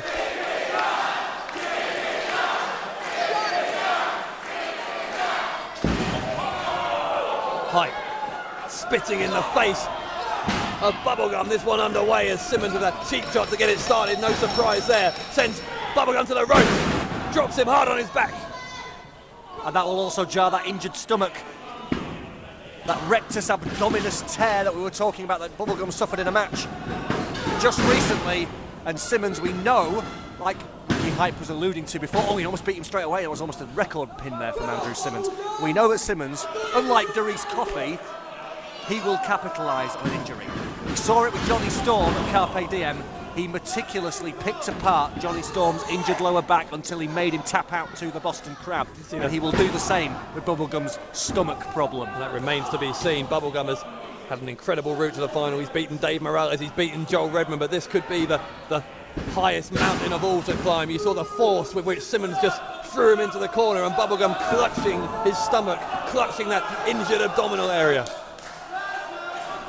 You are watching history in the making. We are just 2 steps away from crowning the first ever FWA World Heavyweight Championship. This is the first of 2 semi-finals tonight at Hotwired. Bubblegum fights back with a clothesline and a back elbow. Come on, Bubblegum. You're watching destiny in the making, Dave Bradshaw. Destiny. The destiny is that Andrew Simmons is going to get to the final of the World Heavyweight title tournament. You believe Andrew Simmons and Ricky Hype, they say they're going to win because it is destiny. Hang on a minute. Hype just tripped the leg of Bubblegum. Referee Chris Roberts would be perfectly within his rights to send Hype backstage. Hype doesn't have a manager's license. He is a second. That means he is 1 strike and you're out. With a manager, you get this card system, the yellow, the red. It applies equally to the manager and 3 the wrestler. strikes and you're out for a manager. Quite right. Hype is not a manager. Not a manager. He could be thrown out of here. Well, it could be like he was at Carpe Diem, which I still feel was slightly unfair. But you know, Andrew Simmons, he likes having Ricky Hype around because, like Andrew Simmons, Ricky Hype is a winner. He won an obscene amount of money on BBC One's Total Wipeout. But he doesn't need Ricky Hype to be there. He proved that against Johnny Storm. And what a victory that was over Johnny Storm. Andrew Simmons has not had enough credit for that win, nor for the fact that it is destiny that he is going to win this match against Bubblegum this evening. This is what I find the most ridiculous. You heard what Ricky Hype had to say at the start of the match. Well, talking about destiny, well, let's face it, let's look at reality here. Andrew Simmons has at least shaped his own luck a little. There we go. Clearly, in my view, tampered with Mark Sloan's car. He was instrumental in cheating to re-injure the lower back of Johnny Storm on his way to that victory. To say he's destined to win this it's ridiculous. You deserve your own show on an obscure digital channel, you know, with all these conspiracy theories you keep coming out with. Andrew Simmons simply capitalised on fate. And as I like to say, when the all-time great's concerned, it's not just fate, it's all-time fate. There are a few men more irritating in the world than Andrew Simmons at the moment. He just has this ridiculous superiority complex. Let's just call it small man syndrome. Listen, Napoleon was a great leader, Bradshaw, and I can't think of anybody more fitting for a complex to be named after than Napoleon. That's actually if you're trying to say that Andrew Simmons has a Napoleon complex, I actually think that is a compliment to the all-time great.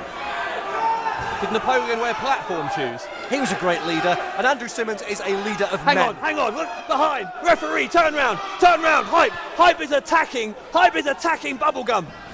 Referee didn't see it.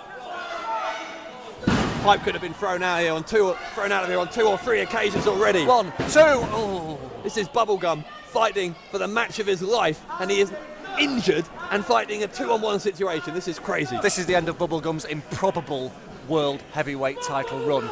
Controversial victory over Dave Morales. Controversial victory over Joel Redman. I give him credit. He capitalised on those controversies. But tonight is where it all comes to an end, Dave. Simmons is too good. Simmons has taken, you talked about the abused becoming the abuser. those years of abuse that Simmons suffered at the hands of the Duke of Danger when he was a butler in Hampton Court. He has channeled all that frustration and he has taken it one step forward to become the all-time great we know and love today. Maybe Bubblegum's route to the semi-finals here is destiny. Why isn't that destiny? Controversy and destiny are two entirely different things. Try telling Andrew Simmons that. Simmons with a kick to the gut. Every move is measured.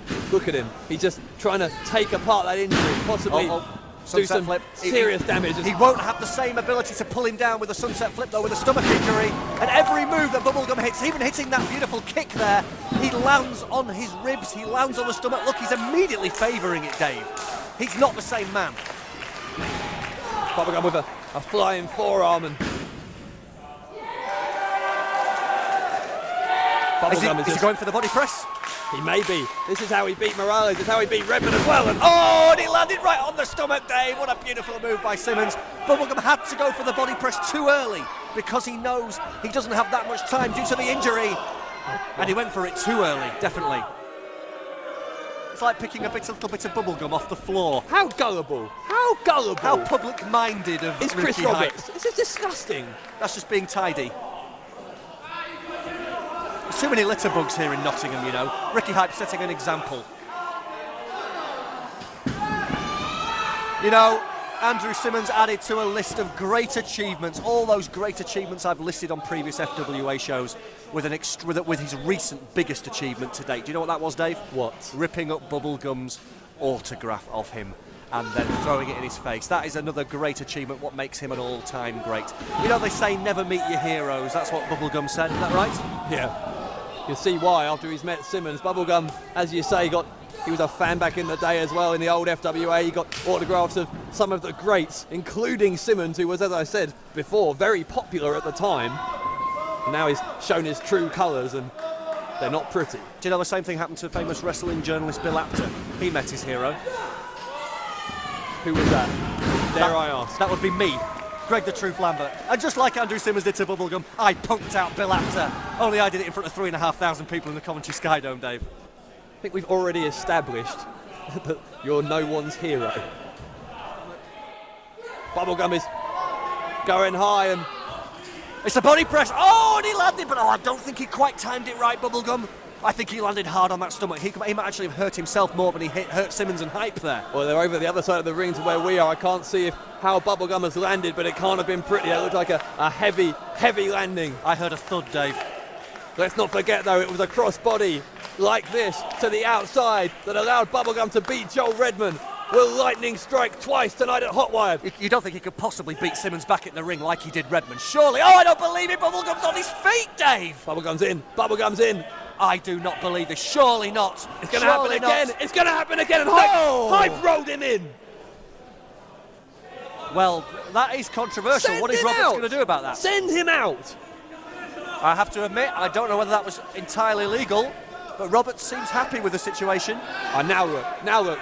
Hype is distracting the referee. Simmons is removing that corner pad. Here's more deja vu from Broxbourne. This is how he re-injured Johnny Storm. I guess there's nothing in the rules. I guess it's not legal if the referee sees the associate on their outside attack the opponent, but putting his hands on his own man, that must be fine, Dave. Well, Simmons tried to send I've read Bubblegum. the rule book. Simmons got the rule book. It is fine. I'll confirm it. I was going to say Simmons tried to send Bubblegum in. He's blocked him. Maybe Bubblegum will go for that crossbody, but there's Hype again. Bubblegum again taking too long, perhaps. And yes, Simmons the power of the all-time great. Look at that. Look at him muscle Bubblegum up. Phenomenal strength from Andrew Simmons. Oh no! Roll up by Bubblegum. Surely not the upset. No way! Oh! Simmons kicks out at the last second, Dave. Bubblegum was nearly in the final there. Bubblegum was a split second away, and he takes out Hype. Hype has no place being here. He should have been sent back ages ago. And now look, Simmons. Oh my! Simmons drops Bubblegum hard on his back with a side suplex. That turnbuckle pad is still disconnected. I don't know whether Chris Roberts has seen it. Obviously another draft here in Sports Nottingham, just like there was at Broxbourne Civic Hall that time. Well, Simmons might... Draft, please. Oh, Bubblegum rolls through! Oh, he's going to the final! Joking. He's going to the final! No, he's not. Not yet. Come on, Bubblegum. This would be career of underdog victories, the biggest of them all, given the injury.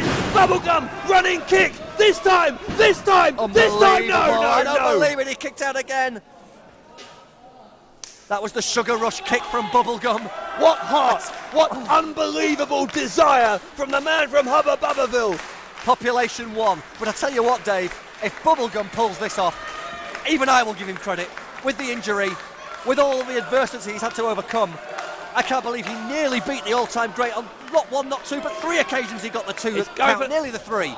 Sorry, Greg, I thought he was going for that crossbody again, but Simmons cut him off and Bubblegum is stuck up high. This could be trouble for that abdominal area. One of our ring crew here trying to reattach that turnbuckle pad, that Simmons removed. Bubblegum fighting off the superplex attempt. And Bubblegum. This reminds me of that. Didn't he do the same thing to Morales and Redman? He blocked the superplex and he hit the top rope crossbody. Indeed he did. Oh, he couldn't hold on for the pin. Bubblegum couldn't hold on. Look, he's holding his ribs. If Bubblegum could have made the cover there, if he wasn't injured, he'd be in the final. The injury has made all the difference, Dave. You're absolutely right. Against Morales and Redman, he was able to make the cover. He was able, well, against Morales, certainly he was able to score a tainted 3 count, but he got the 3 count nonetheless, but not against Andrew Simmons. Bubblegum, by competing with this injury, has not only risked his future in this tournament, but in the flyweight tournament. He's the only man to have qualified for both. Here And he may be in trouble. Simmons rolls through from Bubblegum again. Oh my! Another near fall. Straight in the ribs though. Simmons had his wits about him, and this time he manages to get the Boston Crab on. The all-time great is surely just seconds away. Look at Simmons, he's cinching down. Oh no, and Bubblegum has tapped. Bubblegum has tapped. Pretty much straight Simmons, away, Dave. Look at how contorted Bubblegum back was. Simmons with an absolutely merciless Boston Crab, and now he's looking to the heavens as if destiny is calling him to the World Heavyweight Championship. The match as a result of a submission and advancing to the finals, Andrew Simmons. A truly dramatic match in our first semi-final of the World Title Tournament here at Sports Nottingham at Hotwired this evening. I will give Bubblegum every credit in the world for the way he fought. I may not have been 100% behind this young man before. He impressed me tonight, but in the end, all-time great, all-time fate, call it what you will. Destiny is calling. Andrew Simmons is the winner. He's in the final, Dave. It was a bridge too far for Bubblegum. Is Andrew Simmons right? Is destiny calling him to greatness?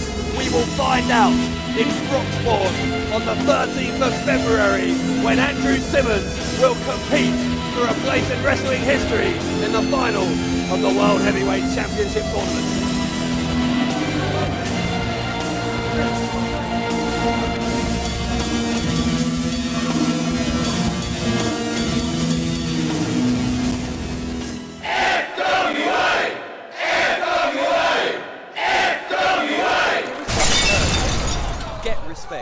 Just because of your size, just because you have a bad attitude. You have to actually achieve something, actually earn the respect of your peers. As Travis moved out of the way and Malen went into Stixx. Kick to Stixx, DDT to Malen. What a great dual offense from Travis. He goes for the pin, and well, if it wasn't for Stixx, I think Stixx and Malen's unbeaten streak here would have been over. Project Ego proving themselves an extremely capable team here. Chris Travis impressing me. Chris Travis should do well to stay in the ring, though. His partner very much running on the edge with... Well, there's Kirby. How about that? Did the referee see that? Kirby with water. Yes, he did. There you go. No. Ladies and gentlemen, the official has disqualified, therefore eliminated Martin Kirby from this contest. Chris Roberts saying that's Kirby's third infraction of the rules, and Kirby has been thrown out of here. You know what that means, Chris? Let's move again now. Explain to me how this is any less severe than a pile drive. He dropped him on his head, for goodness sake. Back of the neck. Roberts makes the pin. It's academic, of course it is. Knocking Chris Travis out.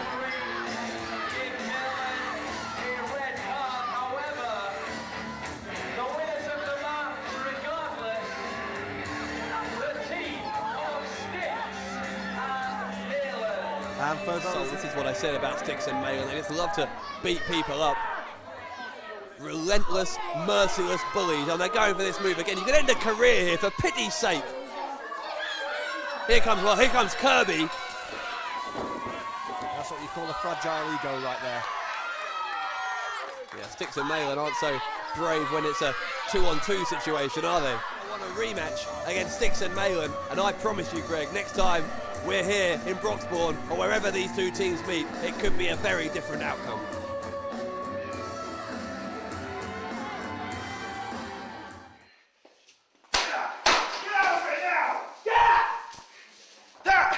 That is what's going to happen to everybody. You see that? That's what's going to happen to anyone who gets in the ring with Stixx and Malen. We warned you all to fear us, and you didn't listen, Project Ego. Next time, you're not going to be so stupid.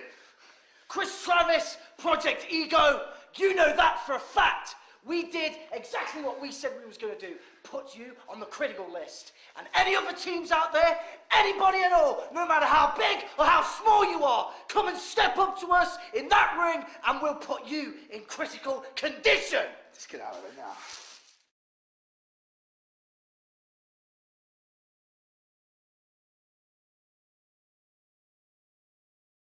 Stixx and Malen are in their own hometown and they are still being booed to high heaven.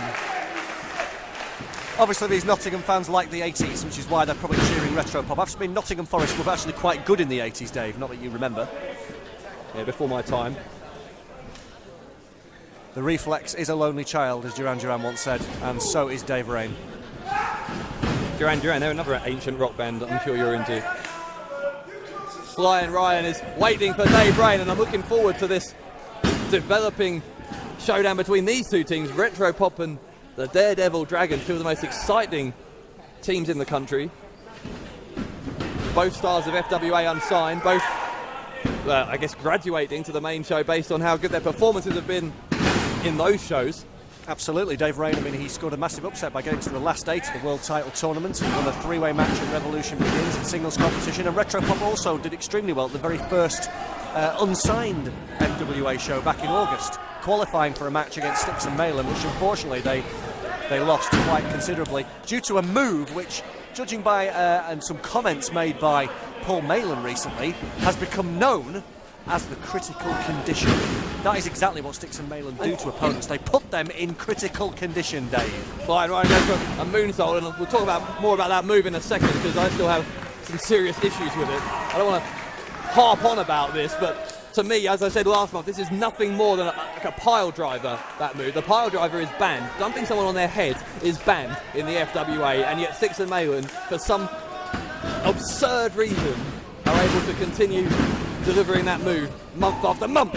Great double team offense. Sam Bailey with the cover on Flying Ryan. I have a major announcement, Dave. You just reminded me. A major announcement which I have to make. Breaking news here in Sports Nottingham, FWA Hotwired. Do you want to know what it is? Oh, I can barely contain my excitement. A massive announcement. Here it comes. The Rockstar Spud is going to be all right. He's going to be all right, Dave. You know, the reason why I made that announcement right in a second is because you're going on about how the critical condition should be banned because Stixx and Malen drop people on their heads, in inverted commas, so to speak. I mean, what about what the Wonder Kid Johnny Storm instigated with the Rockstar Spud earlier this evening with the See You Later? Surely the See You Later should be banned if that's the case.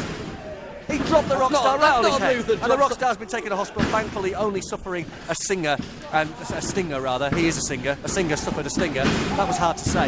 But anyway, I want to say the Rockstar, give tremendous credit to him. Not only did he recover amazingly from what could have been a career-threatening move so quickly, he also gave the waiting fans the middle finger as he was loaded into the ambulance. What greatness from the Rockstar Spud. I have never heard a point take so long to make as that one took you. While that was going on, Shane Spiral and super styling Sam Bailey are having a hell of a contest in the middle of the ring in this 4-way elimination match. In fact, let's just go through the rules of this match. Now, you can tag anyone, your own partner or a different partner, anyone in any of the 4 corners.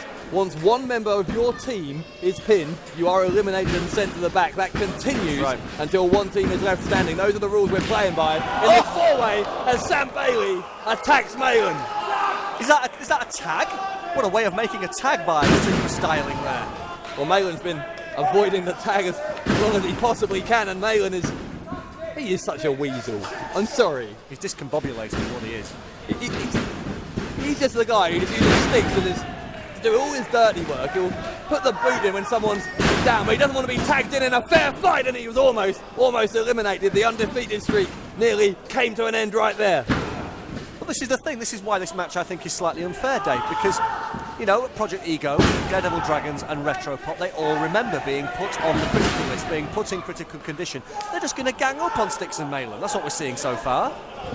Nothing wrong with 6 that. 6 on 2. Those are the rules of the game. Well, if our referee can keep control of these 8 men, there will only be 2 men in the ring at any one time.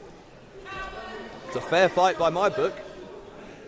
Stixx and Malen just taking some time to talk strategy, and that's a smart move by the hometown heroes here in Nottingham. Use the term heroes loosely, I presume.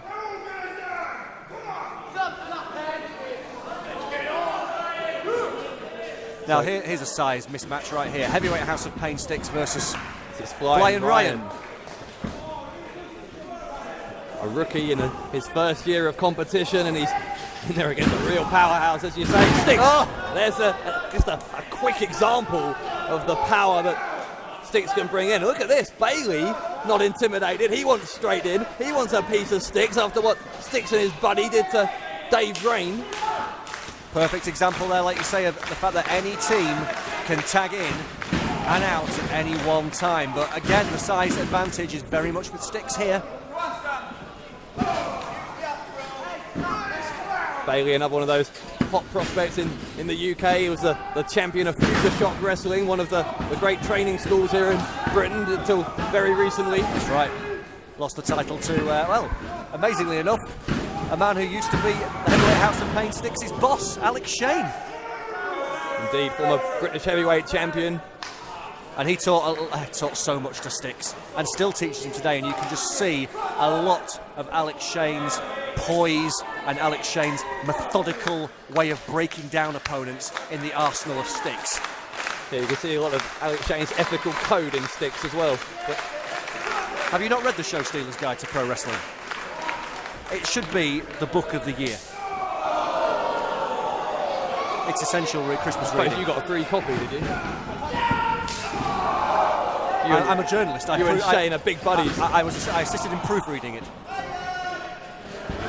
Well, Kirby is ducking under the legs. In comes Travis. This is a chance for Travis to get revenge for that concussion. Missile drop kick on Stixx, and he nips up. Impressive work by Chris Travis, no doubt. Now, can they keep the ego in check this time? A high knee from Travis. He hit Malen on the way as well. Oh, and Malen drops the rope. Travis to the outside. Chris Roberts should be on top of that, you know. If he feels that the rules have been broken, then he should have given a yellow card, and he hasn't done. I've got a lot of time for Chris Roberts, but I think he's already been at the centre of a couple of dubious decisions today. Why on earth Ricky Hype was allowed to stay at ringside for so long in that tournament semi-final earlier is completely beyond me. But I think he's just giving people the benefit of the doubt. I always said the Welsh were a benevolent race of people. When have you ever said that? When have you ever said anything nice about anyone who's not from the northwest of England? I've always said it. Wales isn't far from the northwest, you know. Here we go. Oh no, wait. Project Ego in trouble. It looked like a variation on the critical condition for a minute, but he dropped him hard on his front instead. That's a dent in the ego right there. I'm impressed with Paul Malen. I'm impressed with how Paul Malen, as the FWA's infancy has gone on from show to show. I feel like he's the more inexperienced member of the team. He's 4 years younger than Stixx. He hasn't been around as long as Stixx has. He certainly wasn't around the first era of the FWA like Stixx was. But I think he's learning. Like Stixx learned from Alex Shane, Paul Malen is learning from Stixx, which means indirectly Paul Malen is learning from Alex Shane, which is what makes them so great. Stixx is an accomplished tag team wrestler in the old FWA. He was in a tag team with Martin Stone, who we'll see a little later. Won 64% of their matches back then. I always thought it was 65. Well, you miscounted. Malen going back to the corner again, letting Stixx do the dirty work. Forearm to the back of Travis, and I'm surprised actually that they're not. I'm a little bit surprised they're not aiming for their head again, given what damage they did just 6 weeks ago at Carpe Diem. It's the back of the neck, Dave. That's why that forearm was beautifully placed in the back of the neck. That is the place they drop the people on the back of the neck with a critical condition. Oh, and I guess when Travis spent a week in hospital, he spent a week in hospital with a concussion in the back of his neck. Well, that's a... Medical science is very mysterious, Dave. That's a yellow card to Stixx. Now, the referee Kirby, has given that's how Kirby was actually... to Stixx. Our ring-announcer confirming it. That's how Kirby was sent off in those two teams' match at Carpe Diem by spitting water in the face of Stixx. Stixx doing the same, he gets a yellow card. He doesn't forget, and Stixx is obviously extremely frustrated, not only the fact that these Nottingham ingrates will not cheer him, even though he is actually from Nottingham, but also the fact that they've been put in this very, very difficult situation by FWA management, taking on 3 teams.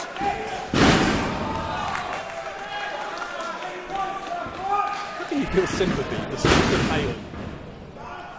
I'm telling you, it's a conspiracy, Dave, there's that word again, conspiracy to try and end their undefeated record here in the FWA. The odds are certainly lengthened on that undefeated streak continuing when you think they've got 3 teams to beat. They should be given the freedom of Nottingham, in my opinion. They should have a civic reception. And instead they're being treated by this. That was impressive, though. Look at Ryan with this fire flying. Ryan taking the fight to Malen. I'm so impressed with these Daredevil Dragons. They almost beat Stixx and Malen last time these 2 teams fought. Will they do it tonight? They may do. Ryan, flying Ryan. I think it's a blind tag from Shane Spiral. And he comes and look at that move. Remarkable tandem offense. These guys are poetry in motion. Oh, they nearly scored the upset. That would have been Stixx and Malen eliminated first. That would have been a shocker. Oh, by the way, you've been crying about this supposed handicap situation. I'm surprised you think that would be a shocker. Malen bailed to the outside and Stixx again Stixx does Malen's dirty work. Look at the size of Stixx's forearms, his upper arms. This man is absolutely put together, and he can deliver a clothesline with so much more force than a normal man. Shane Spiral's barely moved since that clothesline. That might soften him up, possibly. Oh, are we about to see it? I think we are, Dave. Now watch this closely. Critical condition. Shane Spiral dropped on the back of his neck. That's going to be all. Shane Spiral is pinned. The Daredevil Dragons are eliminated after Shane Spiral. The Dragons have been eliminated. Shane Spiral dropped on his head. He was holding his head, not the back of his neck. And did you see the look on Dave Rain's face then when the Daredevil Dragons were eliminated? He looked absolutely disgusted. If ever you needed proof, Dave Rain looked just as upset there as he did when he was told that Spandau Ballet had split up. You know, Dave, clearly there is a conspiracy going on. It's a plan. They've got together in the back, these 3 teams. They want to try and take Stixx and Malen out. Just sorry not to respond to another one of your ridiculous 80s references. I'm worried about Shane Spiral, who's just been dropped on his head. Bailey unleashing on Malen. Oh, Malen's in there actually fighting someone. Malen's been in there for virtually the entire match. What match have you been watching? Cool, Paul Malen is fighting his heart out in there. Oh, there's that clothesline again. He's fighting a man who was standing up, not this someone who'd already been beaten down. Someone call the papers. Ladies and gentlemen, I am the papers. Referee has given the red card for final warning to Stixx. Red card to Stixx. Now, under FWA rules, it's a 3 strikes and you're out rule. He's now had 2 strikes. Any more warnings? There won't be a warning. He'll be gone. I always said the Welsh were a moaning whingebag race of people. That's more like the Greg Lambert I know. Well, what's he giving him a red card? I was worried. I thought he had a fever or something for a minute.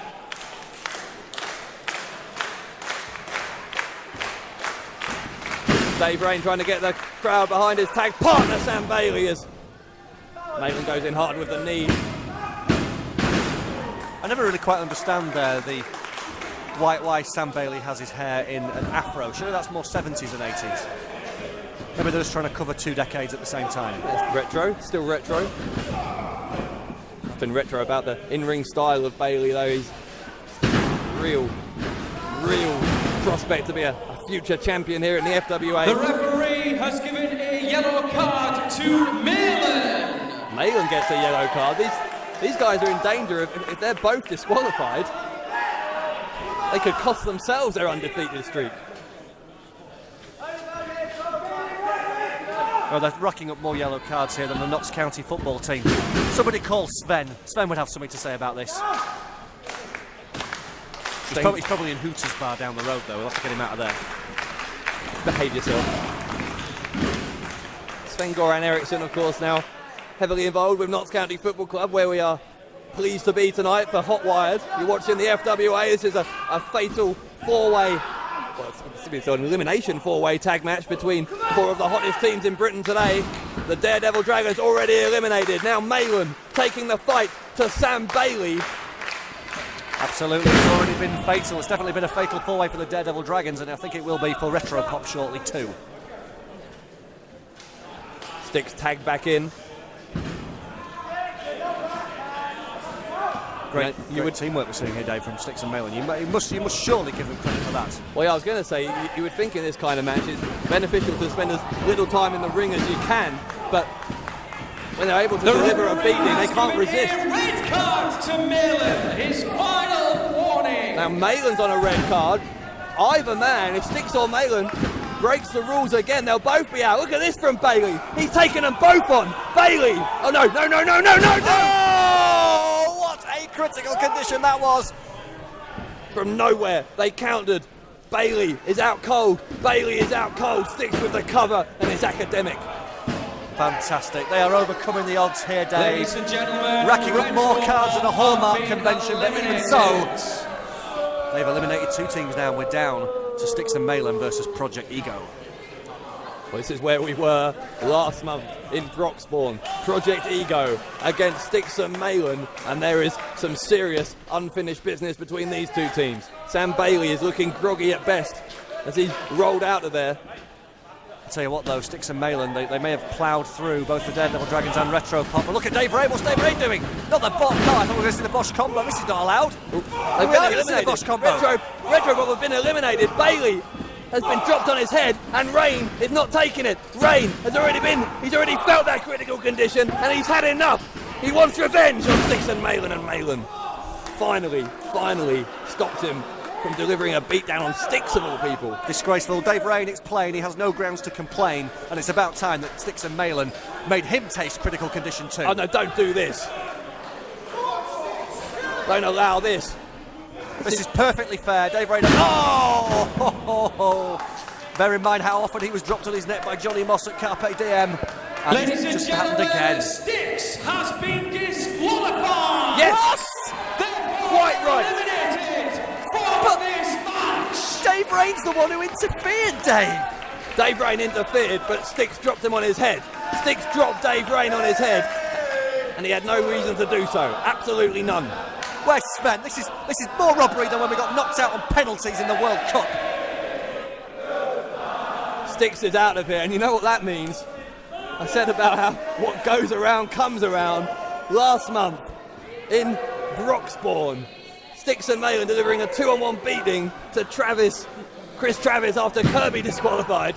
And this month, Malen 2-on-1 against Project Ego. Oh, you're loving this, aren't you? What an ignominious, I say it again, I'll say it for the third time, I mean it so much, an ignominious exit for Stixx. And seriously, I'm going to call the Lord Mayor of Nottingham and get this decision overturned. Stixx deserves so much better in his hometown. Is there still a Lord Mayor in Nottingham? Well, there should be. If there was, if he had any sense of justice, he would agree with the decision that's just been laid down. Stixx is out of here. And, well, Karma has a funny way of coming around. Look at this beatdown. Look at this. Malen in all kinds of trouble. And just for the record, neither Kirby nor Travis have a card to speak of. They are 3 warnings each away from being disqualified. Oh, this is beautiful.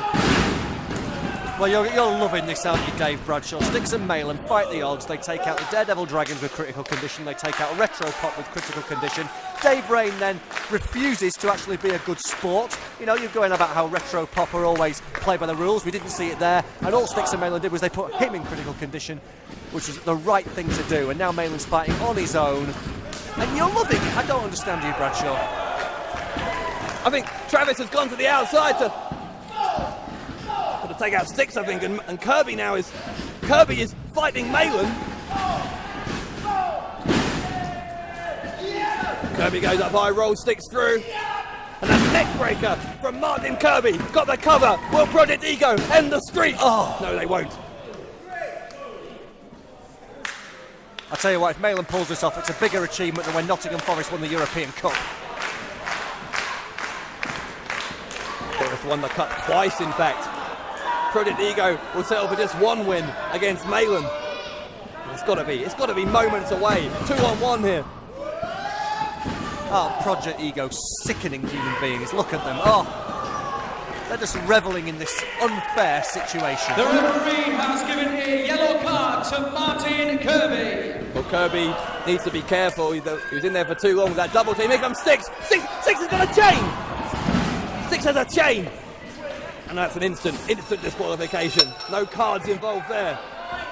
But Kirby's got a chair. Oh, Kirby with a well-deserved chair shot to the back of the heavyweight House of Pain. Both these teams are known for occasionally bending the rules, shall we say. The winners of the match, as a result of a disqualification, Project Ego! You've got to wonder, what's it going to take? What is it going to take to settle the rivalry between these two teams? We've had 2-on-1 situations, left, right and centre. A disqualification. There is some real bad blood between these two sides. I can't believe that Stixx and Malen's undefeated record in the FWA has gone in those controversial circumstances. What did you expect Stixx to do? He saw his partner have been every which way. Chris Roberts was against him, Retro Pop was against him, Project Ego, Daredevil Dragons. What is Stixx meant to do but bring a chain into the ring? What do you expect the man to do? Oh, well, let me get my violin out. Stixx and Malen have been disqualified. The streak is indeed over. Stixx sacrificing that undefeated run in order to save his partner from a beatdown that he would have richly deserved. Project Ego, Stixx and Malen are not through, I promise you that.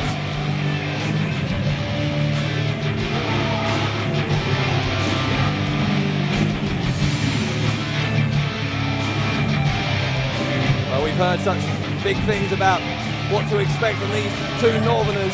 Are we seeing the start of a great run for Project Ego in the FWA? If it is the start, they're going to have to finally put away Stixx and Malen sometime in the future.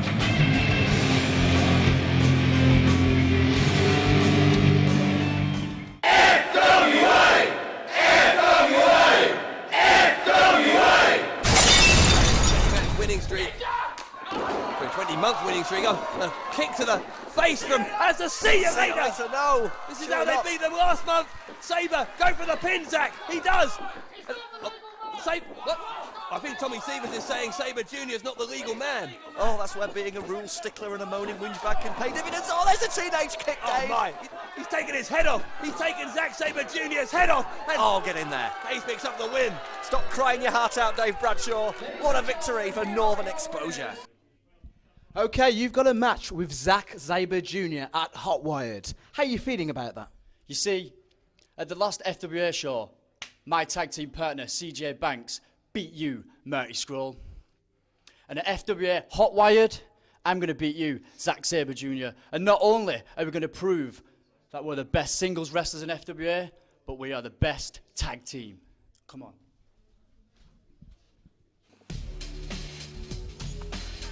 Leeds are the new school about having fun, and that's exactly what 2009 has been. You know, it's been an absolute blast for around with Marty this year.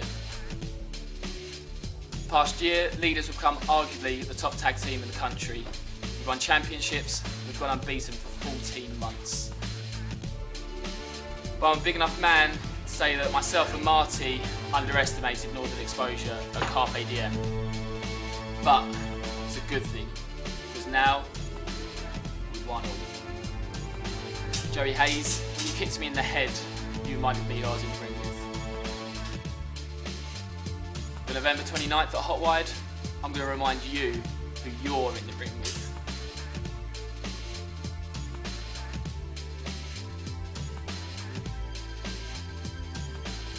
We case you've forgotten, I am Zack Sabre Jr. And long before the leaders of the new school, I was taking on the best from Japan. I was beating Chris Hero. I was taking Bryan Danielson to the limit. I'm the hardest kicker in European wrestling, and Joey Hayes, I know more submissions than you've had bad gimmicks. And when I beat you at Hotwired, it's going to be leaders, NX, one more time to prove who's really the best tag team in the FWA.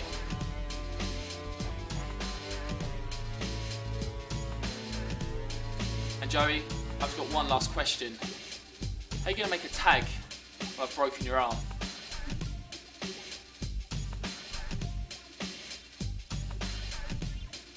I'll see you in Nottingham.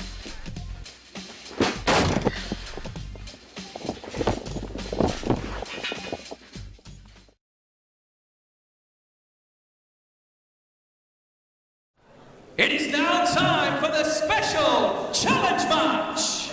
This is a singles contest set for one fall. Introducing first.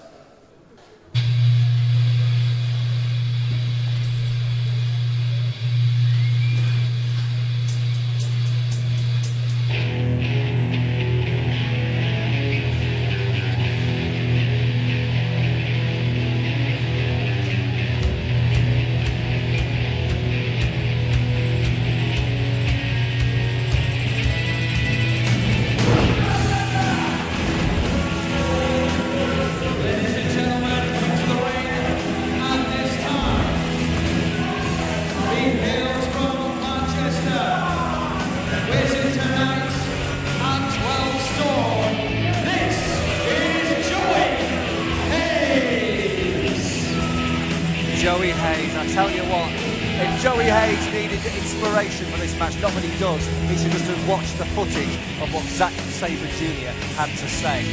Zack Sabre Jr. said he's knows more submissions than Joey Hayes, had bad gimmicks, and he said he is the hardest kicker in European wrestling. Well, it was Joey Hayes, Dave Rocha, who was kicking Zack Sabre Jr.'s head off with a teenage kick at Carpe Diem from where I'm sitting. And now, introducing his opponent.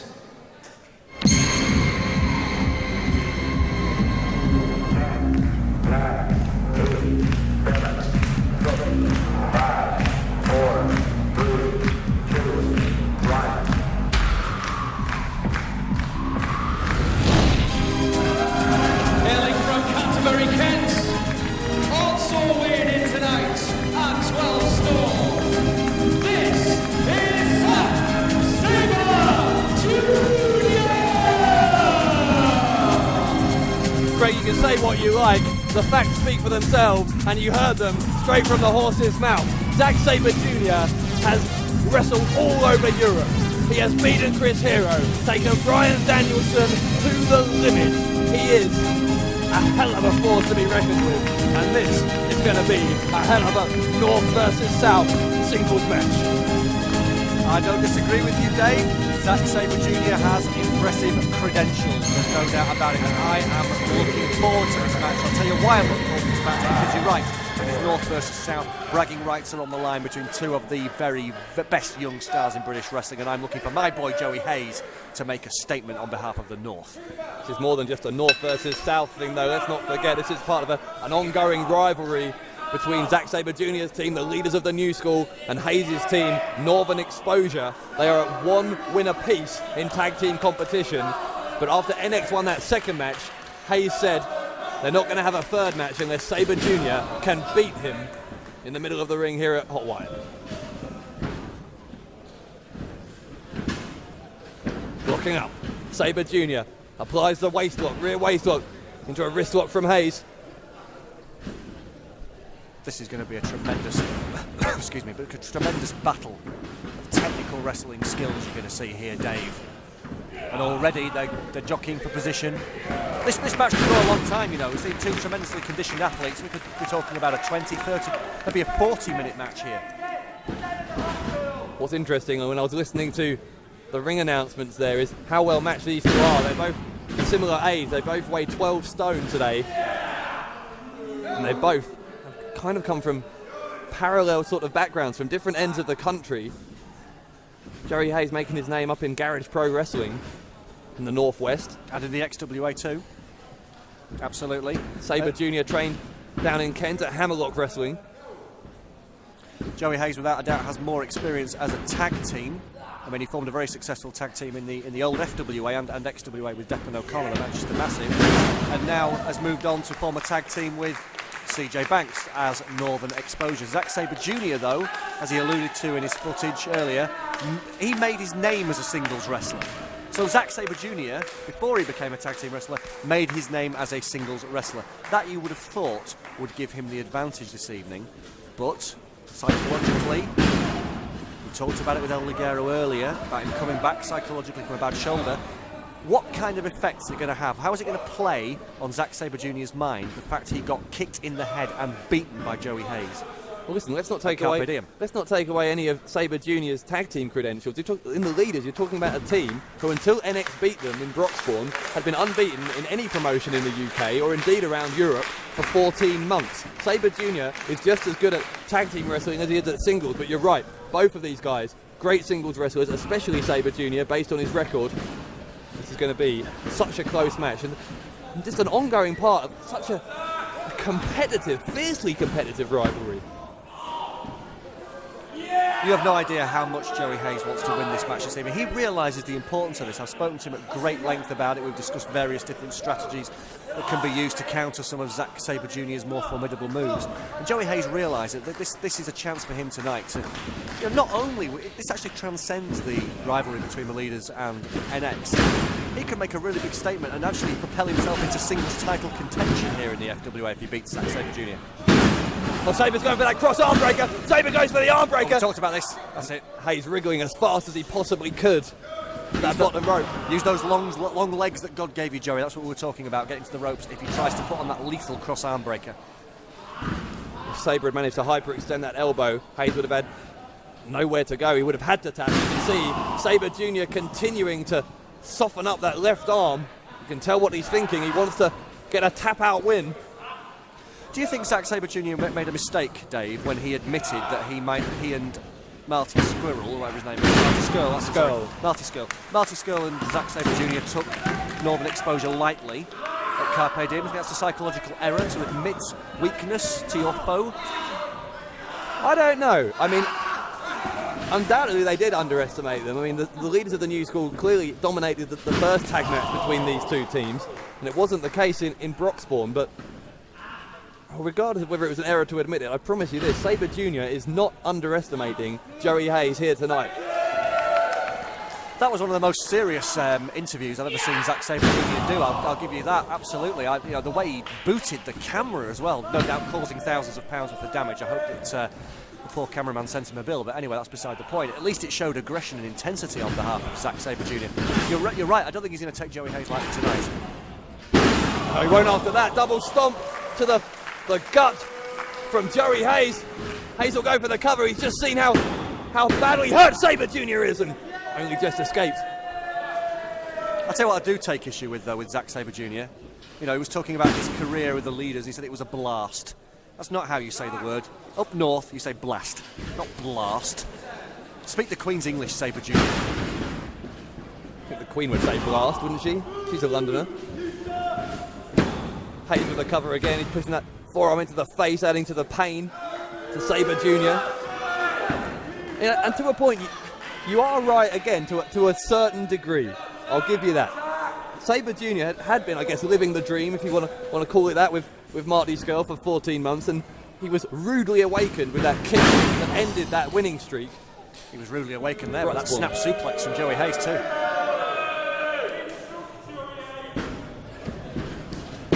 You know, beneath the fun and games that Sabre Jr. has had in this, what's been the year of his life, touring around with Marty Scurll as the leaders of the new school,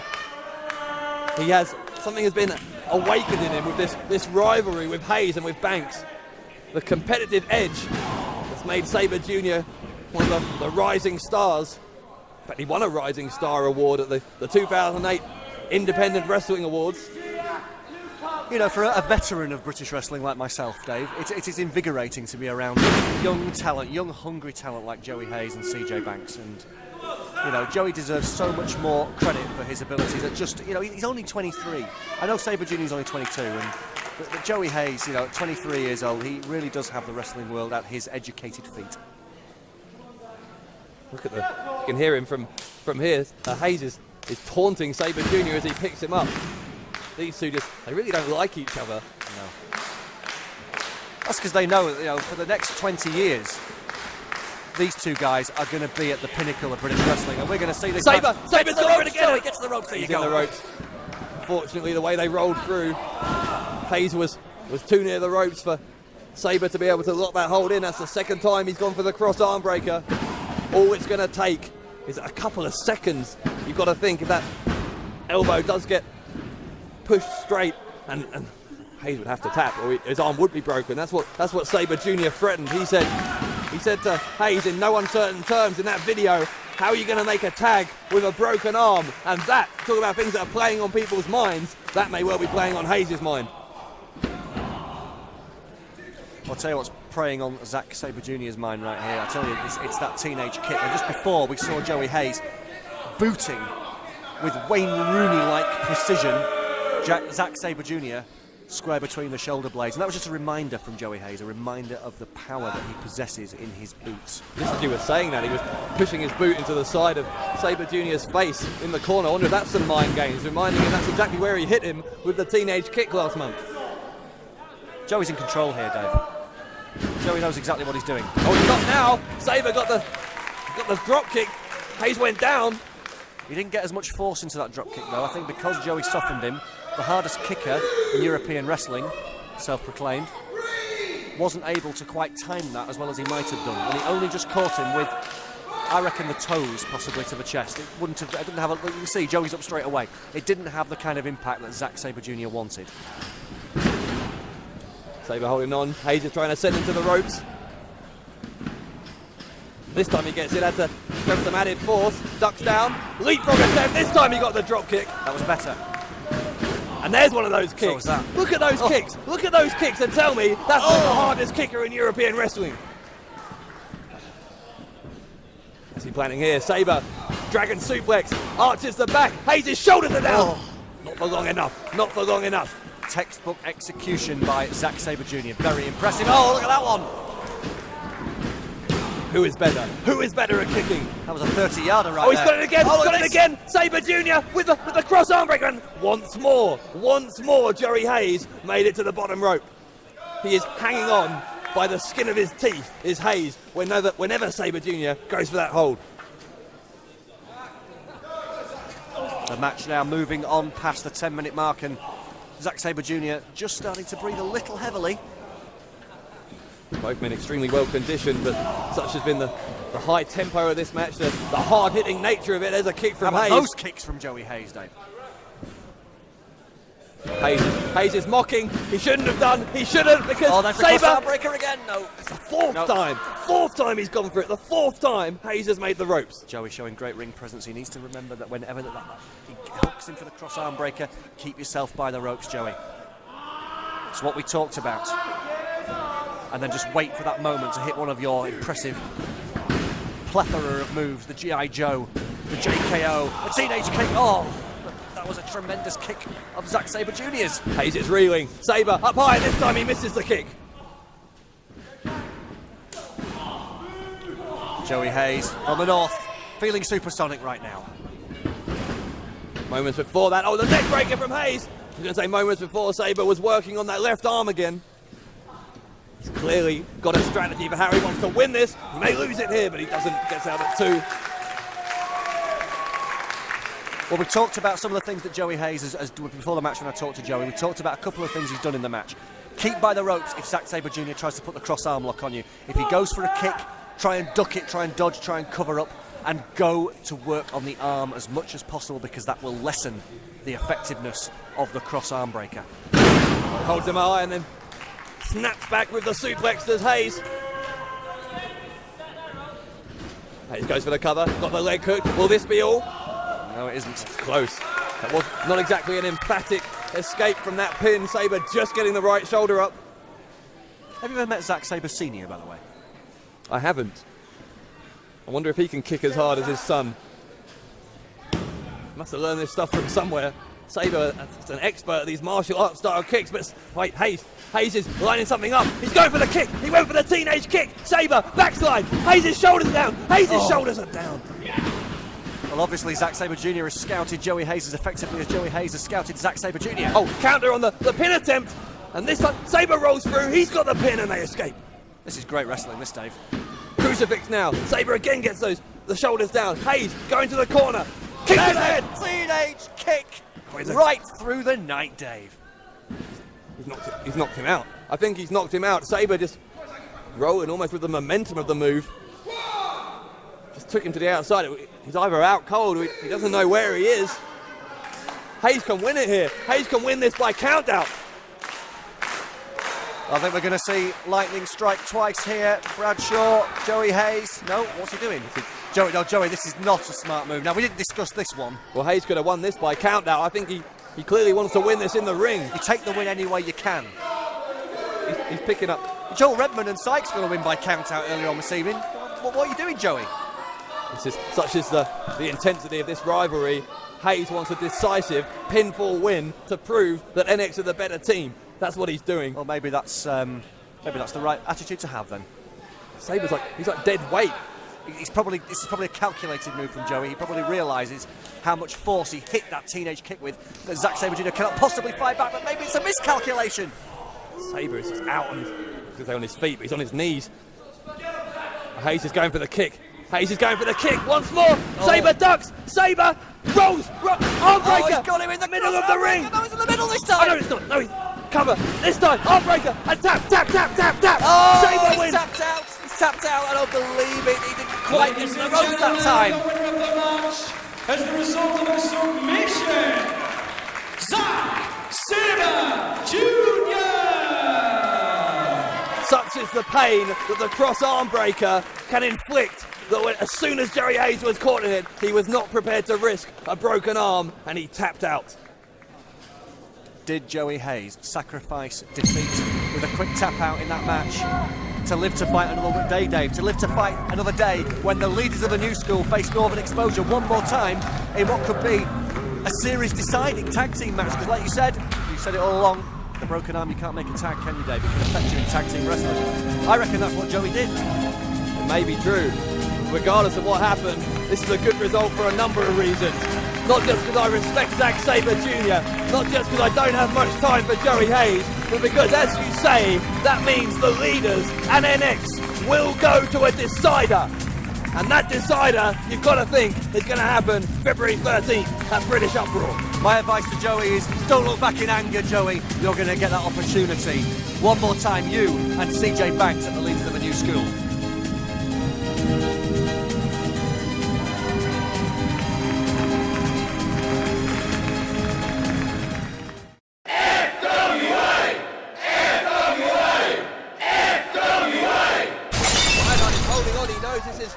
Real make or break moment in the match. Wait, Stone is there now. What's Stone doing? Stone! Oh my God! Oh. My God! A powerbomb into a suplex by the Governor Martin Stone. This man's just unstoppable. Death Valley driver from Stone. Goes for the cover. No, he doesn't go for the cover. That's a crossface. Crossface on Midnight. Midnight is tapping. Midnight is tapping. And Martin Stone is into the semi-finals. Tonight at Carpe Diem, he starts the night by becoming the first man into the Final Four. I don't know if anyone, Greg Lambert, can stop this man.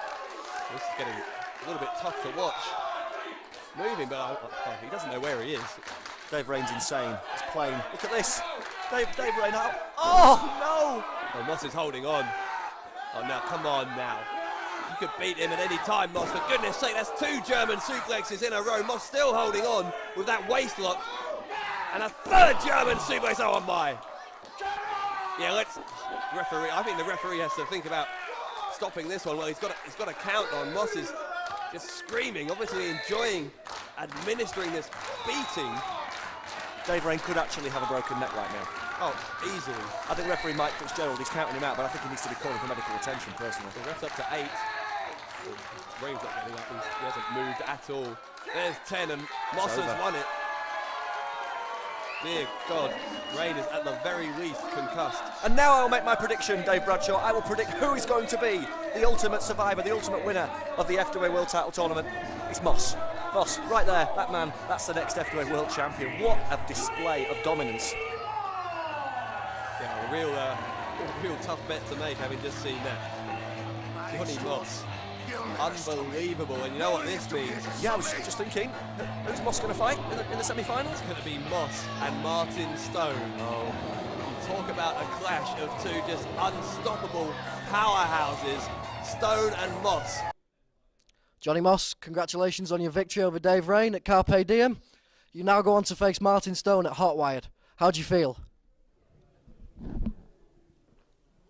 For the past few years, all I've heard is Martin Stone this, Martin Stone that. But let me tell you, the hype ends now. Everybody all across the globe wants to know who's going to be the next person to defend the FWA title all across the world. Well, Martin Stone, I'm going to prove to you and everybody else why I am simply the best, not just in England, not even in Europe, but in the world.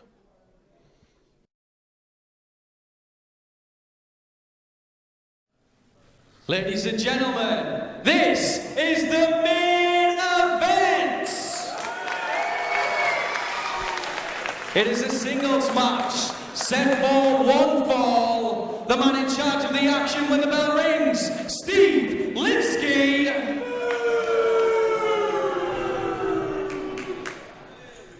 And the winner of this match will go on to face Andrew Simmons in the final of the FWA Heavyweight Championship Tournament. Introducing first,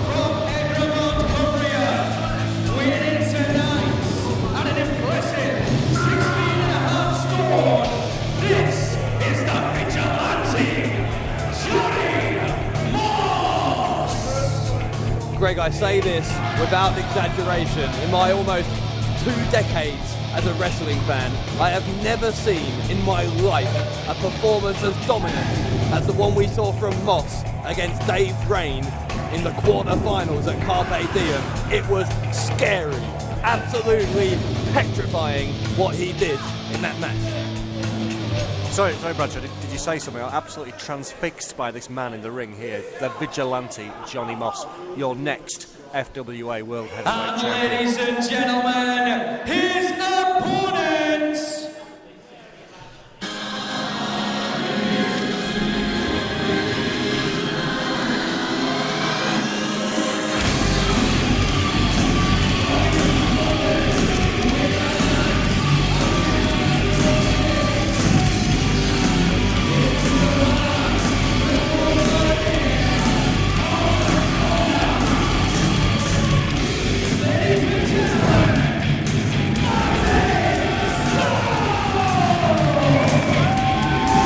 There are few men in this country who would be as high on the list of those fans as a candidate to be the first ever FWA World Heavyweight Champion, as this man, Martin Stone, is called the Governor for a very good reason.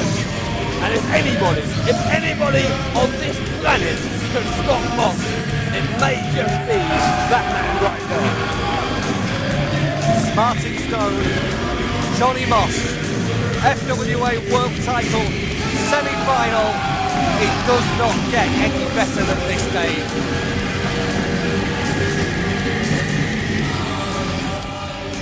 This is going to be absolutely fascinating. Both of these men are determined, absolutely driven. They are so convinced that they are going to be in the final at the expense of the other. Something has got to give when Martin Stone and Moss face off here. Well, I've put my hat in the ring, Dave. I've predicted that Jonny Moss will emerge as the winner of the World Title Tournament. And not only that, you know I don't like Martin Stone. It's been very well publicised, the differences I've had with him in the past. Well, Greg, the bell has rung here. These two, it's like they haven't even noticed. They're just continuing to stare each other down. It's amazing. Look at this. Look at the expression on Moss's face. I think he's going to, seriously, I don't think he's just going to beat Martin Stone tonight. He is fired up to destroy Martin Stone. Look at them go. Grapple, collar and elbow, tie up. Look at the intensity in the semi-final of the World Heavyweight Championship tournament. They are rolling around, using up such energy early on.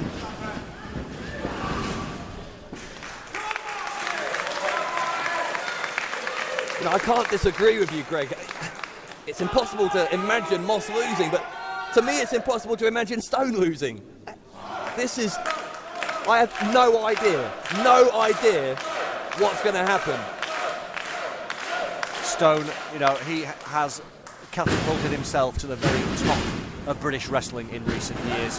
Wrestling the Great Muta, wrestling Mick Foley, defeating the ambassador of British wrestling, Doug Williams, when we came back at FWA New Frontiers. But has he met his match in Moss? I mean, you just got to look at the two men. Stone's in great shape, Moss is in better shape. Stone is a great striker. I believe Moss is a better striker. Stone has an impressive array of suplexes and submissions. I believe, Dave Bradshaw, Jonny Moss is superior in that department. This is why, although Stone is a great wrestler, I think Jonny Moss is something special. The man's a beast. The two just clashed again, and again, nothing gave. Both two men as strong as oxes.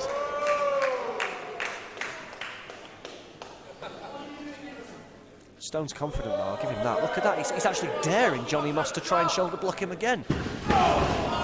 Lots of a knee to the midsection, took Stone by surprise. You know, Stone, I've always said it, Alex Shane says it all the time, and I'll never believe it's more appropriate to say it now. Your biggest strength is your biggest weakness. Martin Stone's biggest strength is he has a huge ego. That's what makes him confident.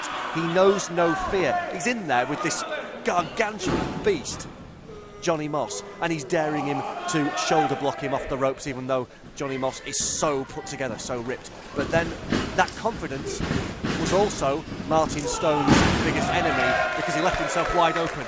That is the first time right there that one of those shoulder blocks has had any effect. Stone taking Moss down, took him a while to recover from that quick knee to the gut, but eventually when he did, Stone has taken Moss down, and Moss, I think, has been taken by surprise from the outside. You know, Jonny Moss is from Cumbria. Cumbrian danger man, I like to call him, and his preparation for this match must have been affected by the horrendous floods that have been in Cumbria recently.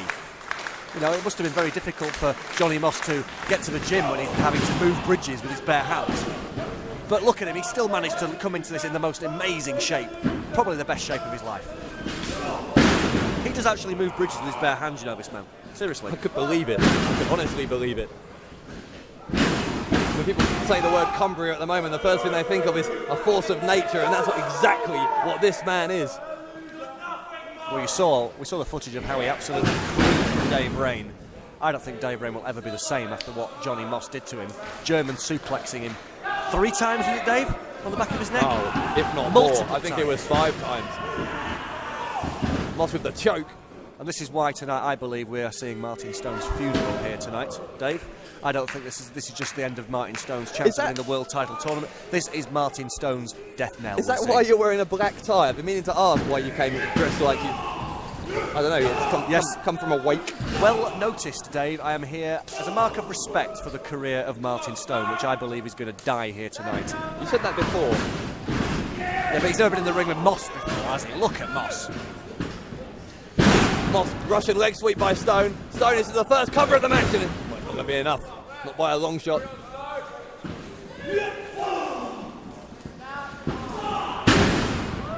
Stone. That's impressive. Uppercut, he put Moss down. I'm not sure Moss has taken Stone down in the same way that Stone has Moss yet. That massive ego we're talking about of Marty Stone, he never knows when he's beaten, and I think it just gives him that extra little something special in the ring. He shouldn't, really strictly speaking, he shouldn't be able to throw Jonny Moss around and uppercut him around like he's doing, but he just doesn't know any different, Marty Stone. A really impressive snap suplex, got a 2 count. Drop the knee over the left forearm and another 2 count.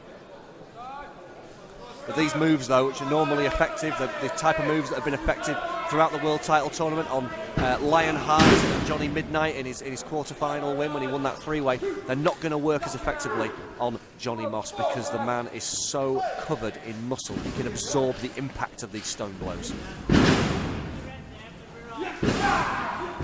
Maybe not be able to absorb the impact of too many of those forearms to the side of the head. Stone is having to take this to another level to try and keep Moss down for any length of time. Marty Stone was on Monday Night Raw recently with Ricky Hatton. I think he learnt a few things from him there, looking at the way he was laying in those right and left. Got Moss in a difficult situation, in the middle of the ring, trying to stretch him backwards, but Moss so, as you say, so put together. If anyone could power out of this kind of leverage hold, perhaps Moss would be able to. Stone perhaps thinking of that, changes tactics and goes for the pin, gets 2. Do you know something? I'm actually impressed, and I hate to say this, but I'm actually impressed with the variety of moves that Marty Stone is using. He's trying different things. One minute he goes for the submission hold, the next minute he tries the roll-up. One minute he'll punch him in the face, the next minute he'll whip him to the far side. He's trying everything in his locker to try and put Jonny Moss away early. Oh, Moss going for that German suplex. Stone holding on for dear life. As he catches you in those repeated suplexes. Oh, he's caught him in here. Oh, there you go. Knee to the chest of Stone. Stone landed hard. He may have landed awkwardly on the back of his head. I think the belly-to-belly overhead suplex did most of the damage, Dave.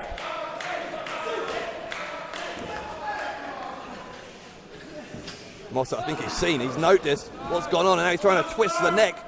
Maybe some damage was done to that. What on earth do you do if you're Martin Stone? You've just been dropped on your head, and then Jonny Moss is on top of you like this, standing over you. How intimidating. How scary is that? Well, you could submit, Dave, but I don't think Martin Stone's going to because of that ego we keep talking about.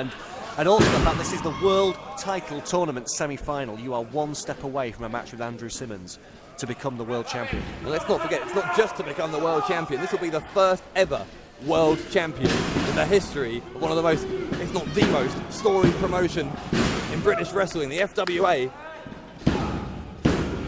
And you know something, Jonny Moss talking before about being the man who will defend that title all over the world. Those aren't just hollow words, you know, Dave. When Jonny Moss has done that before. He was the NWA heavyweight champion, one of the most prestigious titles of all time in wrestling, and he defended that all over the world. And he will do so again with the FWA title. Stone popular around the globe as well, spent a lot of time wrestling in Germany, went over to the US to be trained by William Regal and Finlay. WWE stars, of course. He's won a lot of titles as Martin Stone, a lot of singles titles in British wrestling. He would like nothing better than to win this one. But at the moment, the Cumbrian danger man, the vigilante, is pouring on the punishment here in Nottingham.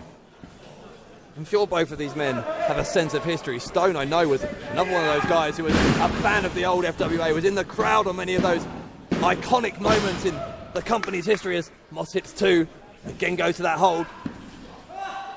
What does it mean? What kind of pressure does it put on you when you have the chance to be the first, and there can only be one first ever FWA World Champion? I'm more concerned about the pressure that Jonny Moss is putting on Martin Stone's neck right there with that neck vice. Oh, beautifully placed legal stomach. It does it. It puts a lot of pressure on you, and when you're Martin Stone, you know, a lot of the wrestlers in the back, they see Martin Stone, especially after he beat Doug Williams, as something of a locker room leader. And when you've got that many wrestlers looking up to you, the weight of expectation is increased massively for Martin Stone. Moss is going to the top. You don't see him do that very often. Maybe that's why he didn't look comfortable going. Perhaps thought he had to give it a little bit extra to beat Stone, and well, it's come back to haunt him. Stone has got Moss in a very dangerous position. This could be the turning point. This could be the moment that sends Martin Stone to the final. Superplex on Moss! Superplex on Moss! And he is writhing in pain. Stone, cover! He's got 2! Has he got 3? No, he hasn't. Martin Stone is showing me something this evening. I cannot believe that he managed to superplex a man with the tree trunk thickness of Jonny Moss's legs off that top rope. Martin Stone is pulling out all the stops this evening at Hotwired. Stone and Moss, both men back to their feet, standing in their corners. Moss charges, Stone, knee up, Stone on the middle rope. Stone with a missile drop kick. Again, not a customary move from Stone. You know, I talked about all the areas where Jonny Moss had an advantage over Martin Stone, and Martin Stone has possibly found an area where he has an advantage over Moss. Speed and agility. Who'd have thought it from the governor? The bully boy. Aerial ability. I can't believe this. Stone is pulling out all the stops in his attempt to beat this man mountain. Moss. The governor. Forearm again to the face.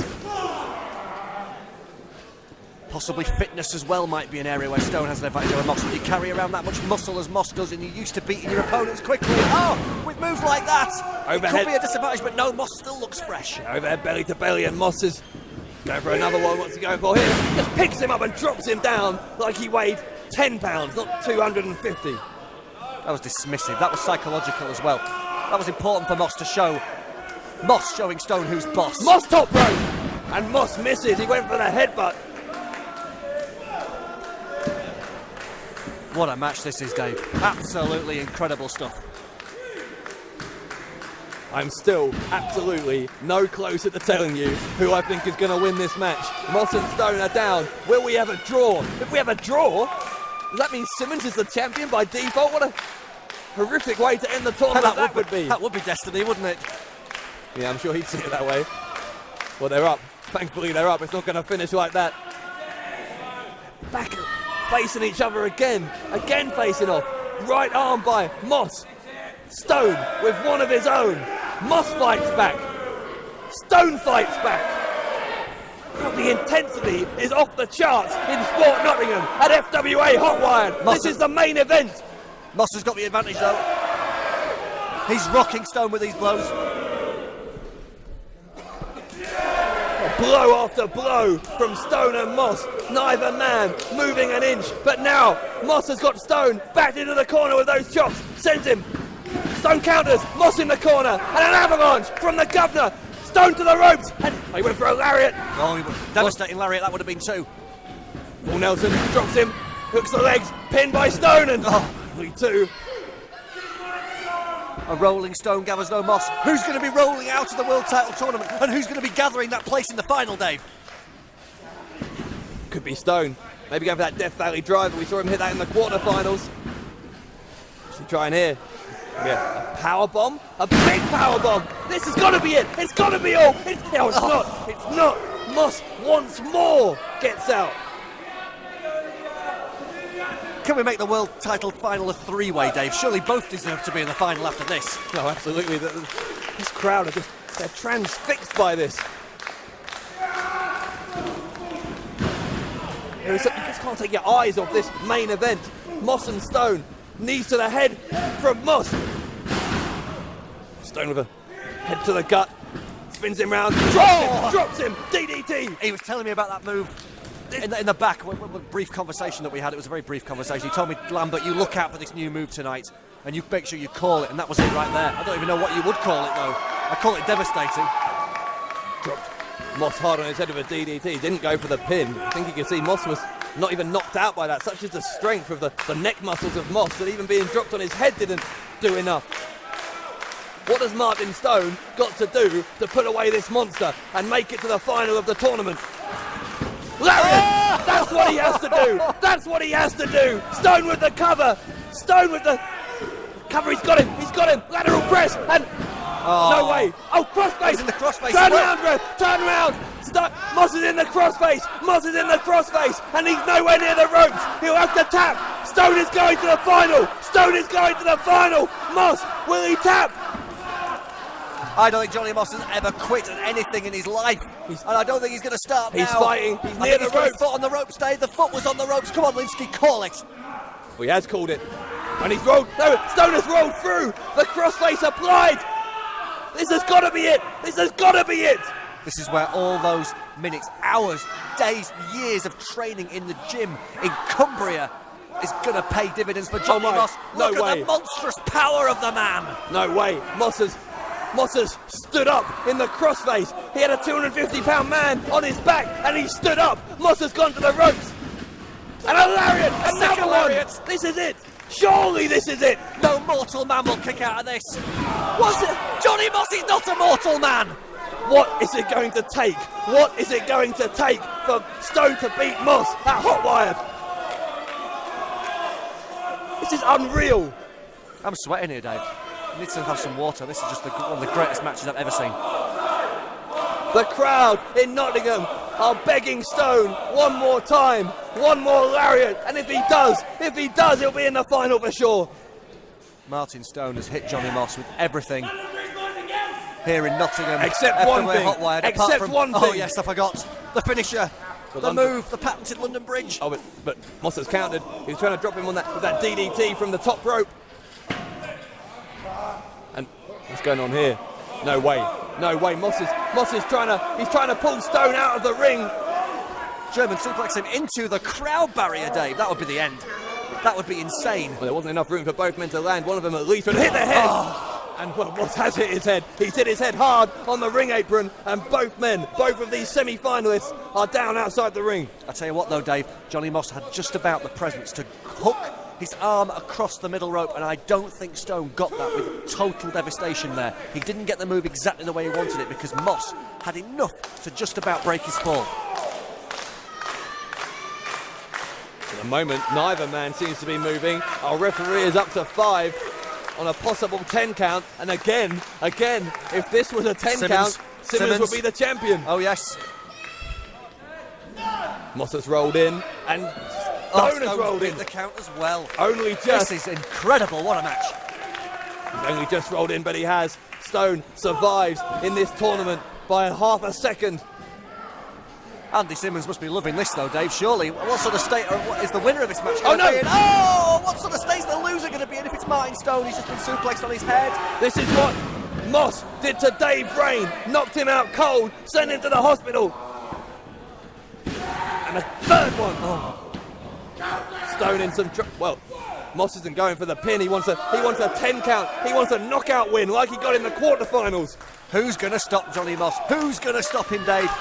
Possibly not Martin Stone, if he gets counted out right here and eliminated from the title tournament. Well, he's standing up, no disrespect to Dave Brain, but Martin Stone is no Dave Brain. He's an entirely different proposition, and Stone gives the finger to Moss. Moss spits at him, and Moss again. Oh, Stone is holding on. Moss, with all his might, is trying to pull him for some more German suplexes.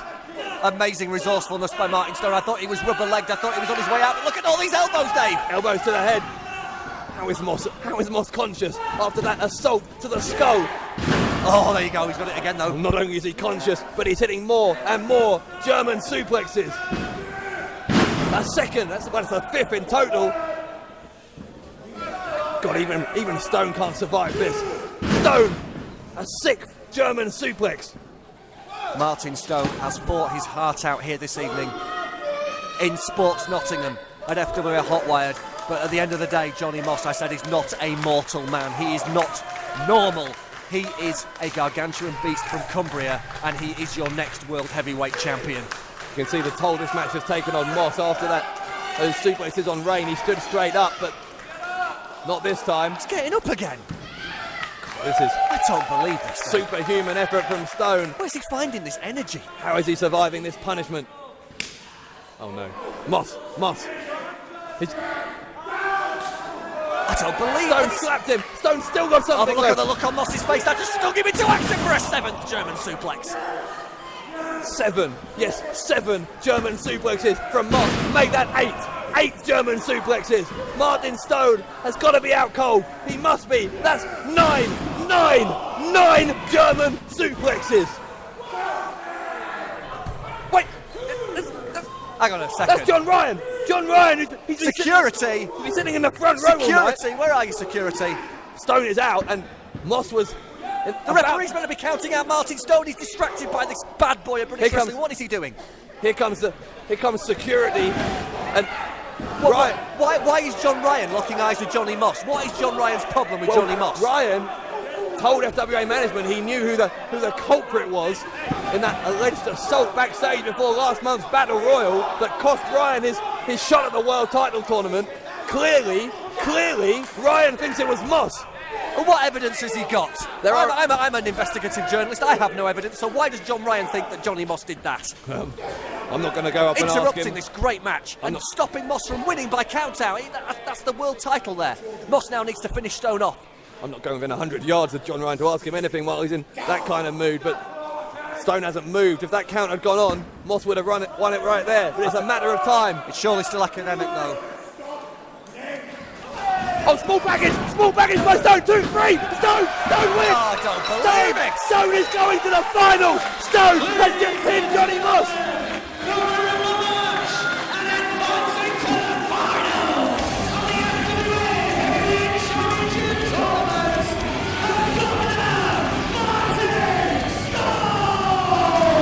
Moss is beside himself. He's just been pinned by a small package. We thought Martin Stone was out cold, but somehow, someway, the governor is going to the finals of the Heavyweight Championship tournament. I don't blame Johnny Moss for being beside himself. That's ruined my prediction. The bad boy of British wrestling, John Ryan, a man I once managed, a man I once gave £10,000 to in the York Hall, Bethnal Green, for him to take people out, and vaulted the crowd barrier.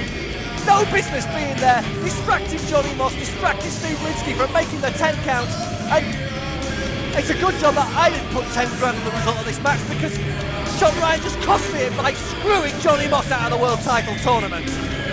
Well, the post-mortem will be for another day. John Ryan and Moss will surely knock heads in the future, but the big story is in the middle of the ring. However it went down, Stone is in the final.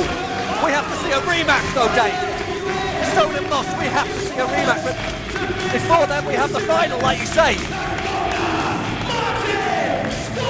And that is Martin Stone, the governor, versus the all-time great Andy Simmons. And there he is. There is Simmons. Look at Simmons. Simmons and Hyde are coming to confront the governor. Tense. You're looking at the two men who will fight for a place in the history books on February the 13th in Broxbourne. Stone and Simmons for the World Heavyweight Championship.